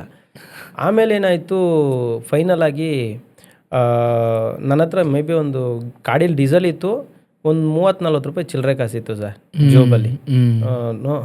₹30-40 ಚಿಲ್ಲರೆ ಕಾಸಿತ್ತು ಅನಿಸುತ್ತೆ. ಆಮೇಲೆ ಏನು ಮಾಡಿದ್ವಿ, ಸೀದಾ ಮಂಜುಗೆ ಹೇಳಿದೆ, ಮಂಜು ನನಗೊಂದಷ್ಟು ಜನ ಸ್ನೇಹಿತರವ್ರು ಎಲ್ಲರಿಗೂ ಫೋನ್ ಮಾಡ್ತಾಯಿದ್ದೀನಿ, ಯಾರೂ ₹1 ಕೊಡೋಕ್ಕೆ ಮುಂದೆ ಬರ್ತಾಯಿಲ್ಲ. ಅಂದರೆ ಎಲ್ಲರೂ ಸ್ನೇಹಿತರು ತುಂಬ ಜನ ಇದ್ರಲ್ಲ, ಅವ್ರಿಗೆಲ್ಲ ಫೋನ್ ಮಾಡಿದೆ, ಹಿಂಗೆ ಕೊಡೋ ನನ್ನ ಮದುವೆ, ನನಗೆ ಮಾತ್ರ ಖುಷಿ ಇದೆ ಮದುವೆ ನಂದು ಅಂತ, ಬೇರೆ ಯಾರಿಗೂ ಖುಷಿ ಇಲ್ಲ. ಎಲ್ಲ ಅವರವರು ಯಾವ ದುಡ್ಡಿದೆ ಮಗ, ಅದಿದೆ, ಯಾರ ಹತ್ರ ಇದೆ ದುಡ್ಡು, ನಮ್ಮ ಹತ್ರ ಇಲ್ಲ ಅಂತ ಎಲ್ಲ ಆ ಥರ ನಾಳೆ ನೋಡೋಣ ಅನ್ನೋ ಥರ ಫೋನ್ ಕಟ್ ಮಾಡಿದ್ರು. ಬಿಟ್ಟರೆ ಯಾರೂ ಸಹಾಯ ಮಾಡ್ತೀನಿ, ಆಯಿತು ಮದುವೆ ಮಾಡ್ಕೊ, ನಿನಗೆ ನಾವು ಇದ್ದೀವಿ ಅನ್ನೋ ಥರ ಯಾರೂ ಮುಂದೆ ಬರಲಿಲ್ಲ. ಆಮೇಲೆ ಆಯಿತು, ಫೈನಲ್ಲಾಗಿ ಮಂಜುಗೊಬ್ಬರು ಸ್ನೇಹಿತರಿದ್ದರು. ನಾನು ಫೋನ್ ಮಾಡ್ತೀನಿ, ನನ್ನ ಸ್ನೇಹಿತೆ ಇದ್ದಾಳೆ ಅಂತ. ಅವ್ರು ಫೋನ್ ಮಾಡಿದ ತಕ್ಷಣ, ಏನು ಮಂಜು, ಅದೇ ಯೋಗಿಯವ್ರ ಜೊತೆ ಬಂದುಬಿಟ್ಟಿದ್ದೀನಿ, ಮದುವೆ ಆಗ್ತಾಯಿದ್ದೀವಿ, ದುಡ್ಡು ಬೇಕು ನಮಗೆ ಅಂತ. ಅವ್ರೇನು ಮಾಡಿದ್ರು, ಆಯಿತು ಸಂಜೆ ಅಷ್ಟರಲ್ಲಿ ಕೊಡ್ತೀನಿ, ಒಂದು 10 ಸಾವಿರ ಕೊಡ್ತೀನಿ ಬನ್ನಿ ಅಂತ ಕರೆದ್ಬಿಟ್ರು. ನಾವೇನು ಮಾಡಿದ್ವಿ, ಖುಷಿ ಆಯಿತು, ಒಬ್ಬರಾದರೂ ನಮ್ಮ ಪಾಲಿಗೆ ಇದ್ದಾರಲ್ಲಪ್ಪ ಸಹಾಯ ಮಾಡೋಕ್ಕೆ ಅಂತ. ಸರಿ ಗಾಡಿ ತೊಗೊಂಡು, ಗಾಡೀಲಿ ಡೀಸೆಲ್ ಇರಲಿಲ್ಲ. ನಮ್ಮ ಥಿಂಕಿಂಗ್ ಇದ್ರೆ 10 ಸಾವಿರ ಕೊಡ್ತಾರಲ್ಲ, ಅದ್ರಲ್ಲಿ ಡೀಸೆಲ್ ಹಾಕೊಂಬಿಡೋಣ, ಓಕೆ ಮತ್ತೆ ನೋಡ್ಕೊಳ್ಳೋಣ ಜೀವನ ಅಂದ್ಬಿಟ್ಟು ಸೀದಾ ಅವ್ರ ಮನೆ ಹತ್ರ ಬಂದ್ವಿ. ಮೇ ಬಿ ನಾವು ಬಂದಾಗ 8:30-9 ಗಂಟೆ ಬೆಳಿಗ್ಗೆ ಕಾಯ್ತಾ ಇದ್ದೀವಿ. 1 ಗಂಟೆ ಆಯಿತು, ಬರ್ತೀನಿ ಅಂದರು ಬರಲಿಲ್ಲ. 2 ಗಂಟೆ ಆಯಿತು, ಬರ್ತೀನಿ ಅಂದರು ಬರಲಿಲ್ಲ. 4 ಗಂಟೆ ಆಯಿತು, ಬರ್ತೀನಿ ಅಂದರು ಬರಲಿಲ್ಲ. ಹಸು ಆಗ್ತಾಯಿದೆ, ಊಟಕ್ಕೆ ದುಡ್ಡಿಲ್ಲ. ಆಮೇಲೆ 5 ಗಂಟೆ ಆಯಿತು, ಬರ್ತೀವಿ ಅಂದರು ಬರಲಿಲ್ಲ. 6 ಗಂಟೆ ಆಯಿತು, ಬರ್ತೀವಿ ಅಂದರು ಬರಲಿಲ್ಲ. 7 ಗಂಟೆಗೆ ಸ್ವಿಚ್ ಆಫ್ ಫೋನು. ಅಯ್ಯೋ, ಈಗ ಇಲ್ಲಿಂದ ಹೋಗೋಕ್ಕೆ ಕಾರಲ್ಲಿ ಡೀಸೆಲ್ ಇಲ್ಲ, ಎಲ್ಲಿ ನಿಂತೋಗುತ್ತೋ ಗೊತ್ತಿಲ್ಲ. ನಿಜ, ದೇವ್ರಾಣೆ, ಎಲ್ಲಿ ನಿಂತೋಗುತ್ತೋ ಗೊತ್ತಿಲ್ಲ. ಫೈನಲಾಗಿ ಮಂಜು ಹೊಟ್ಟೆ ಹಸಿತಾ ಇದೆ ಅಂತಿದ್ದಾಳೆ. ಬೇರೆ ಏನೂ ಗೊತ್ತಿಲ್ಲ ನನಗೆ. ಫೋನಲ್ಲೂ ಕರೆನ್ಸಿ ಇದೆ ಬಿಟ್ಟು ಯಾರಿಗೂ ಮಾಡಬೇಕು ಗೊತ್ತಿಲ್ಲ. ಯಾರಿಗೆ ಮಾಡಿದ್ರು ಸಹಾಯ ಮಾಡ್ತಾರೆ ಅನ್ನೋ ನಂಬಿಕೆನೂ ನನಗಿಲ್ಲ. ಆಮೇಲೆ ಏನು ಮಾಡಿದೆ, ಆ 30 ರೂಪಾಯಿಗೆ ಗೋಬಿ ತಂದ್ವಿ. ಗೋಬಿ ತಂದು ಇಬ್ಬರು ಒಂದು ಗೋಬಿಲೆ ತಿಂದು ಅದನ್ನೇ ನೀರು ಕುಡ್ದು ಫೈನಲಾಗಿ ನನ್ನ ತಮ್ಮ ಸುರೇಶ್ ಅಂತ ಇದ್ದಾನೆ, ಅವ್ನು ನಮ್ಮ ಜೊತೆಲಿ ಇಲ್ಲ ಇವಾಗ.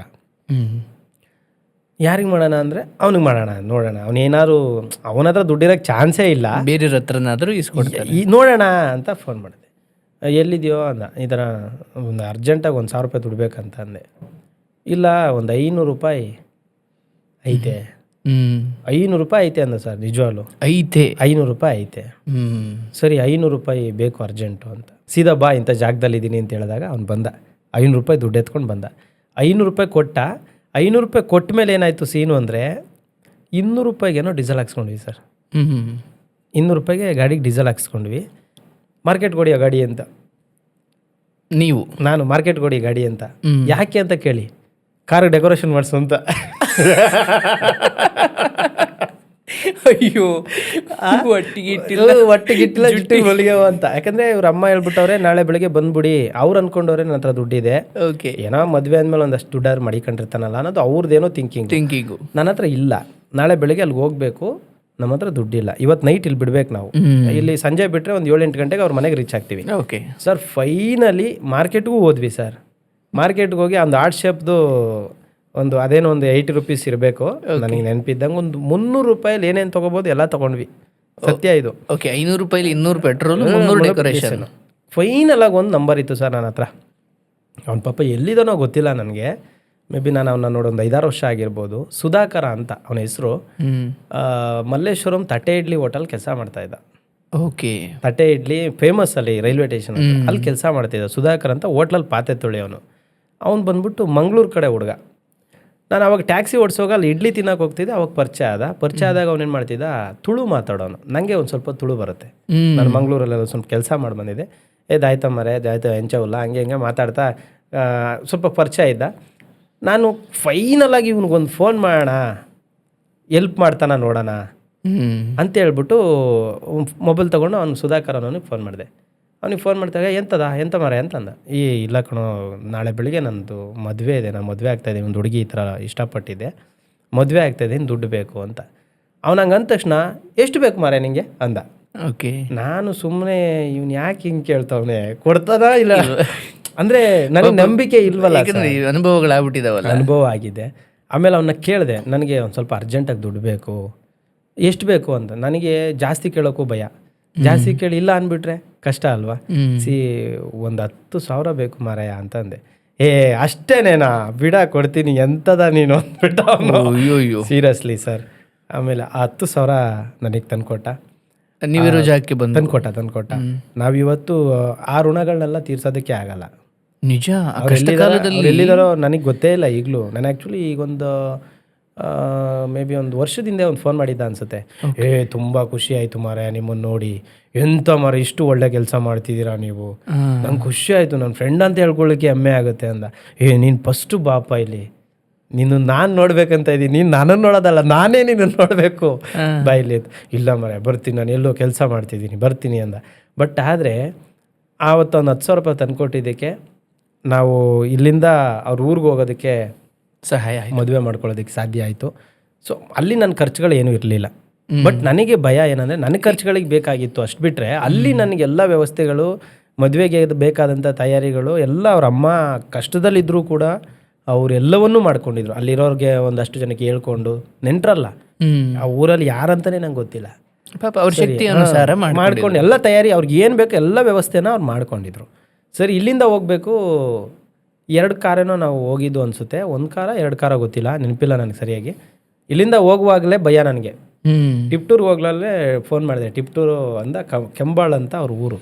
ಅಲ್ಲಿ ಒಂದಷ್ಟು ಜನ ಸ್ನೇಹಿತರು ಹುಡುಗರಿದ್ರಲ್ಲ, ಮಗ ಹಿಂಗೆ ಹುಡುಗೆ ಮದುವೆ ಮಾಡ್ಕೋತಾ ಇದ್ದೀನಿ, ಅಲ್ಲಿ ಎಡೆಮಟ್ಟೆ ಎತ್ಕೊಂಡ್ರೆ ನಂಗೆ ಗೊತ್ತಿಲ್ಲ, ಒಂದು 3-4 ಜನ ರೆಡಿ ಮಾಡ್ಬಿಡು ಅಲ್ಲಿ ಅಂತ ಕತೆ. ಅಯ್ಯೋ ಇಲ್ಲ ಸರ್, ಅಲ್ಲಿಂದ ಒಂದು 3-4 ಜನ ಹುಡುಗರು ಬಂದರು. ಭಯ ನನಗೆ, ಅವ್ರ ಊರಿಗೆ ಹೋಗೋಕ್ಕೆ ಭಯ. ಹೌದು, ನನಗೆ ಅವ್ರ ಊರಿಗೆ ಹೋಗುವಾಗ್ಲೂ, ಅವ್ರ ಮನೆ ಹತ್ರ ಹೋಗುವಾಗ್ಲೂ ತುಂಬ ಭಯನೇ. ನನಗೆ ಮದುವೆ ಮಾಡ್ತಾರೇನೋ ಯಾವುದೇ ನಿರೀಕ್ಷೆಯಲ್ಲಿ ನಾನು ಇರಲಿಲ್ಲ. ಏನು ಮಾಡ್ತಾರೆ ಏನು ಮಾಡ್ತಾರೋ ಬೈದಲೇ ಇದ್ದೆ. ಓಕೆ. ಆದರೆ ಅಲ್ಲಿಗೆ ಹೋಗ್ತಾ ಹೋಗ್ತಾ ರಾತ್ರಿ ಮೇ ಬಿ ಒಂದು 9 ಗಂಟೆ ಕಳೆದಿತ್ತು ಅನ್ಸುತ್ತೆ. ನಾನು ರಾತ್ರಿ ಅವ್ರ ಮನೆ ಹತ್ರ ಹೋಗುವಾಗ ಓಕೆ. ಅವ್ರ ಮನೆ ಯಾವುದು ಅಂತ ನೋಡ್ತಾ ಮುಂದೆನೇ ಅವ್ರ ಮನೆ ಫಸ್ಟ್ ಎಲ್ಲಿ ಬರುತ್ತೆ ಕೇಳ್ಕೊಳ್ಳೋ, ಫಸ್ಟು ಎಲ್ಲಿ ಬರುತ್ತೆ ಅಂತ. ಮನೆ ಹತ್ರ ಹೋಗ್ತಾ ಹೋಗ್ತಾ ಮನೆ ಹಿಂಗೆ ಲೆಫ್ಟ್ ಸೈಡಲ್ಲಿದೆ. ಆ ಮನೆ ಹತ್ರ ಹೋಗುವಾಗ ಒಂದು ಚಪ್ರ ಹಾಕಿದ್ರು, ಮಾಮೂಲಿ ಶಾಸ್ತ್ರ ಪ್ರಕಾರವಾಗಿ ಒಂದು ಹಸಿರು ಚಪ್ರ ಹಾಕಿದ್ರು. ಇವ್ರು ನನ್ನ ಮದುವೆ ಮಾಡ್ತಾರೆ ಇವತ್ತು. ಹಸಿರು ಚಪ್ರ ನೋಡ್ತಾ ಮದುವೆ ಚಪ್ರ ಹಾಕೋರೆ ಅಂದ್ರೆ ಮಾಡ್ತಾರೆ, ಮದುವೆನೇ ಮಾಡ್ತಾರೆ. ಆಯ್ತು. ಅಲ್ಲೋದ್ರೆ ಇನ್ನೂ ಕಾರೇ ಇಳ್ದಿಲ್ಲ, ಮುತ್ಕಿದಿರಲ್ಲ ರೊಚ್ಕೆದ್ಬಿಟ್ರು. ಅಯ್ಯೋ ಬೇವಸು ಮುಂಡೆ ಅಂತ ಮುಂಡೆ, ಈ ಕಬ್ಗಿರೋನ್ ಬೇಕಿದ್ದಾನೆ, ಕಪ್ಗಿರೋದು ಬೇಕಿತ್ತ, ಟ್ಯಾಕ್ಸಿ ಡ್ರೈವರ್ ಬೇಕಿದ್ದ ನಿನಗೆ, ಇವ್ನು ಯಾರೋ ಟ್ಯಾಕ್ಸಿ ಓಡಿಸೋನು ಕರ್ಕೊಂಡು ಹೋಗಿದ್ಯಾ ನೀನು. ಹಂಗೆ ಪಾಪ ಅವಳು ಏನೂ ಮಾತಾಡೋ ಪರಿಸ್ಥಿತಿ ಇಲ್ಲ, ನಾನು ಸುಮ್ಮನೆ ಇದ್ದೀನಿ. ವೆಲ್ಕಮ್ ಅವೆಲ್ಲ ವೆಲ್ಕಮ್, ಅದೇ ಮಂತ್ರ, ಅದೇ ಎಲ್ಲ ಅದೇನೆ ಮಂತ್ರ ಘೋಷ. ಬಾಯಿಗೆ ಬಂದಂಗೆ ಬೈದ್ರು ಸರ್ ಅಲ್ಲಿರೋರೆಲ್ಲ. ಅಂದ್ರೆ ವಯಸ್ಸಾಗಿರೋರು, ಅವ್ರಿಗೆ ನಾನು ಯಾರಂತ ಫ್ರಸ್ಟ್ರೇಷನ್ ಇತ್ತೇನೋ. ಮಗಳು ತುಂಬಾ ಚೆನ್ನಾಗಿದ್ದಾಳೆ, ಇವ್ನು ಯಾರೋ ಹಿಂಗಿದ್ದಾನೆ, ಇವ್ನು ಕರ್ಕೊಂಡೋಗಿ ಮದುವೆ ಮಾಡ್ಕೊಂಡ್ಬಿಟ್ಟು ಏನು ಮಾಡ್ತಾನೋ ಇರುತ್ತೆ ಅದು. ನಾನು ಇವತ್ತು ಸಮಾಜಕ್ಕೆ ಒಳ್ಳೆಯವನಾಗಿ ಕಾಣ್ತಾ ಇರ್ಬೋದು, ಬಟ್ ಅವತ್ತಿನ ಸ್ಥಿತಿಗೆ ನಾನು ಹಂಗೆ ಕಾಣಿಸ್ತಾ ಇರಲಿಲ್ಲ ಅವ್ರಿಗೆ. ಅಥವಾ ಆ ಬೇಗ ಹಂಗಿರುತ್ತೆ. ಒಳಗೆ ಹೋಗ್ತೀನಿ, ಭಯ ಆಗ್ತದೆ ನನಗೆ. ಕರೆಕ್ಟಾಗಿ ಕರೆಂಟ್ ಬೇರೆ ಇಲ್ಲ ಮನೆಯಲ್ಲಿ. ಅವನು ಕರ್ಕೊಂಡೋಗಿ ಅರ್ಶನ ಹಚ್ಚಿರೋ ಅಂತಾರೆ, ಬೆಲೆನೇ ಇಲ್ಲ, ರೆಸ್ಪೆಕ್ಟ್ ಇಲ್ಲ, ಬೆಲೆನೇ ಇಲ್ಲ. ಅವ್ನು ಕರ್ಕೊಂಡೋಗಿ ಅರ್ಶನ ಹಚ್ಚಿರೋ ಅವ್ರಿಗೆ ಅಂತಾರೆ. ಅಂದ್ರೆ ಯಾಕೆ ಇವರೆಲ್ಲ ನಾನೇನು ಮಾತಾಡೋ ಸ್ಥಿತಿಲಿ ಇಲ್ಲ. ನಮ್ಮ ಚಿಕ್ಕಪ್ಪ ಬಂದವ್ರೆ, ನಮ್ಮ ಚಿಕ್ಕಮ್ಮ ಬಂದವ್ರೆ, ನಮ್ಮಪ್ಪ ನಮ್ಮಮ್ಮ ಯಾರೂ ಬಂದಿಲ್ಲ, ನನ್ನ ತಮ್ಮದಿರು 2 ಬಂದಿದ್ದಾರೆ. ಅದು ಬಿಟ್ಟರೆ ಬೇರೆ ಏನು, ನಮ್ಮ ತಿಪ್ಟೂರಿಂದ ಒಂದು 2-3 ಜನ ಹುಡುಗರು ಬಂದಿದ್ದಾರೆ. ಅದು ಬಿಟ್ಟರೆ ಏನೂ ಇಲ್ಲ, ಬೆಲೆ ಏನೂ ಇಲ್ಲ, ಏನೂ ಇಲ್ಲ. ಅರ್ಶನ ಹಚ್ಚು ಅಂತವ್ರು, ಅರ್ಧ ರಾತ್ರಿಲೇ ಅರ್ಶನ ಅಂತೆ. ಅವ್ರು ಯಾರೋ ಬಂದರು 3-4 ಜನ, ಅವರು ಬೇಕಾಬಿಟ್ಟಿಯಾಗಿ ಹಚ್ಚಿದ್ರು. ಹಚ್ಬಿಟ್ಟು ಏನು ಮಾಡ್ಬಿಟ್ರು, ಈ ಹುಡುಗಿನ ಒಂದು ಕಡೆ ಹುಡುಗನ ಒಂದು ಕಡೆ ಬಿಡಬೇಕಲ್ಲ, ಪಕ್ಕದೊಳಗೆ ಮನೆ ಖಾಲಿ ಇತ್ತಣ. ಪಕ್ಕದ ಮನೆಗೆ ಬಿಟ್ಬಿಡಿ, ಅಲ್ಲಿ ಇರಲಿ ಒಂದು ಸ್ವಲ್ಪ ಹೊತ್ತು ಅಂತ, ಅಲ್ಲಿ ಬಿಟ್ಬಿಡಿ ಅವ್ನು ಕರ್ಕೊಂಡೋಗಿ ಅಂತ. ಸರಿ, ಅಲ್ಲಿ ಕರ್ಕೊಂಡು ಹೋಗ್ತಾರೆ. ಕರೆಂಟೇ ಇಲ್ಲ ಮನೇಲಿ, ಕರೆಂಟ್ ಇಲ್ಲ ಸರ್, ಕತ್ಲೆ ಮನೆ. ಸೊ ಒಳಗೆ ಬಿಟ್ಬಿಟ್ಟು ಡೋರ್ ಹಾಕೊಂಡು ಹೋಗ್ಬಿಟ್ರು. ನಾನು ಸುತ್ತಲೂ ನೋಡ್ತಾ ಇದೀನಿ, ಯಾರಾದ್ರೂ ಹೊಡಿಯಕ್ಕೆ ರೆಡಿ ಆ ಕಡೆಯಿಂದ ಯಾರು ಬರ್ತಾರೋ ಸರ್. ಅಷ್ಟೊಂದೆಲ್ಲ ಅದೆಲ್ಲ ಮರ್ತೋಗಿದೆ, ಭಯ ಆಗ್ತಾ ಇದೆ, ಯಾರು ಹೊಡಿತಾರೋ ಏನು ಮಾಡ್ತಾರೋ ಅಂತ. ಬಟ್ ಆದರೆ ಸಿಚುವೇಶನ್ ಹಂಗಾಗ್ಲಿಲ್ಲ. ಅರ್ಶನ ಹಾಕಿ ಸ್ನಾನ ಎಲ್ಲ ಮಾಡಿಸಿದ್ಮೇಲೆ ಒಂದು ನಂಬಿಕೆ ಬಂತು, ಇವ್ರು ಮದುವೆನೇ ಮಾಡ್ತಿದ್ದಾರೆ ನಮಗೆ, ಏನೋ ಆ ಥರ ಸಮಸ್ಯೆ ಇಲ್ಲ ಅಂತ. ಸರಿ, ಬೆಳಗ್ಗೆ ಆಯಿತು. ಬೆಳಗ್ಗೆ ಆದಮೇಲೆ ಒಂದು ದೇವಸ್ಥಾನದ ಮುಂದೆಗಡೆ ನಮ್ಮ ಮದುವೆ. ಅಲ್ಲಿ ನಮ್ಮವರು ತಮ್ಮವರು ಅಂತ ಯಾರು ಇಲ್ಲ. ಅಲ್ಲಿ ಊರವರೇ ಎಲ್ಲ. ಪಾಪ ಅವರು ಇವತ್ತಿಗೂ ನಾನು ಅನ್ಕೊಂಡ್ರೆ ಭಾಳ ಪ್ರೀತಿ ಅವ್ರಿಗೆ. ನೋಡಿ, ಇಡೀ ಊರಿಗೆ ನಾನು ಹೋಗ್ತಾ ಇದ್ದೀನಿ ಅಂದರೆ ಇಡೀ ಊರು ಸಂಭ್ರಮಿಸುತ್ತೆ. ಇವತ್ತು ಅಷ್ಟೇ, ಇವತ್ತು ಯೋಗೇಶ್ ಬರ್ತಾ ಇದ್ದಾನೆ ಅಂದ ತಕ್ಷಣ ಅಲ್ಲಿ ಇಡೀ ಊರು ಎಲ್ಲ ಒಟ್ಟಿಗೆ ಸೇರುತ್ತೆ. ಅದು ಬದುಕುದ ರೀತಿ ಅದು. ಅವತ್ತು ಹಂಗಿರ್ಲಿಲ್ಲ ಪಾಪ, ಇರ್ಲಿಲ್ಲ. ಅವತ್ತು ಎಲ್ಲ ನನ್ನ ಮಕ್ಕ ನೋಡೋರೆ, ಇವನು ಈ ಅಮ್ಮಂಗೆ ಏನು ಬಂದಿತ್ತು, ಇಷ್ಟು ಚೆನ್ನಾಗೈತೆ, ಈ ಹುಡುಗನ ಮದುವೆ ಮಾಡ್ಕೊಂಡೈತೆ. ಆಮೇಲೆ ನನಗೆ ಪಂಚ ಸಮೇತ ಇಲ್ಲ, ನಾನು ಜೀನ್ಸ್ ಪ್ಯಾಂಟಲ್ಲೇ ತಾಳಿ ಕಟ್ಟಿರೋದು. ಹೌದಾ? ಹೌದು. ಹಾರ ತಂದಿದ್ದೀವಿ, ಎಲ್ಲಿ ಬಿಟ್ಟಿದೀವೋ ಗೊತ್ತಿಲ್ಲ, ಸಾವಂತಿಗೆ ಯಾರು ಹಾಕೋರೆ, ಬೈದಲ್ಲಿ ಯಾವ್ಯಾವ ಏನಾಗ್ತಿದೆ ಗೊತ್ತಿಲ್ಲ. ನಾನು ಏನು ಬಾಯ್ಬಿಟ್ಟು ಮಾತಾಡೋ ಪರಿಸ್ಥಿತಿ ನಿಜ. ಕೊನೆಯದಾಗಿ ತಾಳಿ ಕಟ್ಟುವಂಥ ಸಂದರ್ಭ ಬಂದಾಗ ತಾಳಿ ಕಟ್ಟಲ್ಲ ಅಂದ್ಬಿಟ್ಟೆ. ಹೌದಾ? ತಾಳಿ ಕಟ್ಟಲ್ಲ ಅಂದಾಗಲೇ ಸಮಸ್ಯೆ ಸ್ಟಾರ್ಟ್ ಆಗೋಯ್ತು. ಎಲ್ಲರೂ ಬೈಯಕ್ಕೆ ಸ್ಟಾರ್ಟ್ ಮಾಡಿಬಿಟ್ರು. ಯಾಕೆ ತಾಳಿ ಕಟ್ಟಲ್ಲ ಅಂತ ಹೇಳಿದೆ ಅಂದರೆ, ಅಲ್ಲಿ ನಮ್ಮ ತಂದೆ ತಾಯಿ ಇರಲಿಲ್ಲ. ನಾನು ಅಲ್ಲಿವರೆಗೂ ಮಾಡಿದ್ದೆಲ್ಲ ಹುಡುಗಾಟ ಆಗಿತ್ತು. ನಾನು ಅಲ್ಲಿವರೆಗೂ ಹೋಗಿದ್ದು, ಕರ್ಕೊಂಡು ಹೋಗಿದ್ದು, ನಾನು ಅವ್ರನ್ನ ಒಂದು ವಾರ ನಮ್ಮ ಮನೇಲಿ, ನಮ್ಮ ಚಿಕ್ಕಮ್ಮನ ಮನೇಲಿ ಇಟ್ಕೊಂಡಿದ್ದು, ಕಾಲೇಜಿಗೆ ಕಳಿಸ್ತಿದ್ದು, ಎಲ್ಲ ಮಾಡಿದ್ದು, ಅದೆಲ್ಲ ಒಂದು ಹುಡುಗಾಟಿಕೆನೇ ಆಗಿತ್ತು. ಆ ಒಂದು ಕ್ಷಣ ನನಗೆ ಭಾಳ ಬೇಜಾರಾಗೋಯ್ತು. ಅಲ್ಲಿ ಪ್ರೇಮಿಯಾಗಿದ್ದಾಗ ನಿಮಗೆ ಅದು ನೆನಪಾಗಿಲ್ದಿರ್ಬೋದು, ಮಗನ ಅದು ನೆನಪಾದಾಗ ಅಯ್ಯೋ ಅವರೇ ಇಲ್ವಲ್ಲ. ಹೌದು, ನನ್ನ ಫೋಟೋದಲ್ಲಿ ನೀವು ನಂಬಲ್ಲ, ನಾನು ತಾಳಿ ಕಟ್ಟೋ ಸಂದರ್ಭದಲ್ಲಿ ನನ್ನ ಕಣ್ಣಲ್ಲಿ ನೀರು ಬರ್ತಾಯಿದೆ.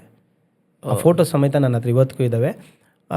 ಆವಾಗ ನಾನು ಹೇಳಿದೆ, ನಾನು ಮದುವೆ ಆಗಲ್ಲ, ಕಟ್ಟಲ್ಲ ತಾಳಿ ಅಂತ. ಅಲ್ಲಿರೋರೆಲ್ಲ ಬೈಯಕ್ಕೆ ಸ್ಟಾರ್ಟ್ ಮಾಡಿಬಿಟ್ರು. ಏನು ಆಟ ಆಡ್ತಾ ಇದೆಯೇನೋ, ಇವರಿಂದ ಹುಡುಗಿನ ಕರ್ಕೊಂಡು ಹೋಗ್ಬಿಟ್ಟು ಈಗ ಮದುವೆ ಆಗಲ್ಲ ಅಂತೀಯ, ಹಂಗೆ ಹಿಂಗೆ ಅಂತ. ಆಮೇಲೆ ನನಗೆ ಫೀಲಿಂಗ್ಸ್ ಏನೋ, ನಮ್ಮ ತಂದೆ ತಾಯಿ ಇಲ್ಲ ಜೊತೆಲಿ.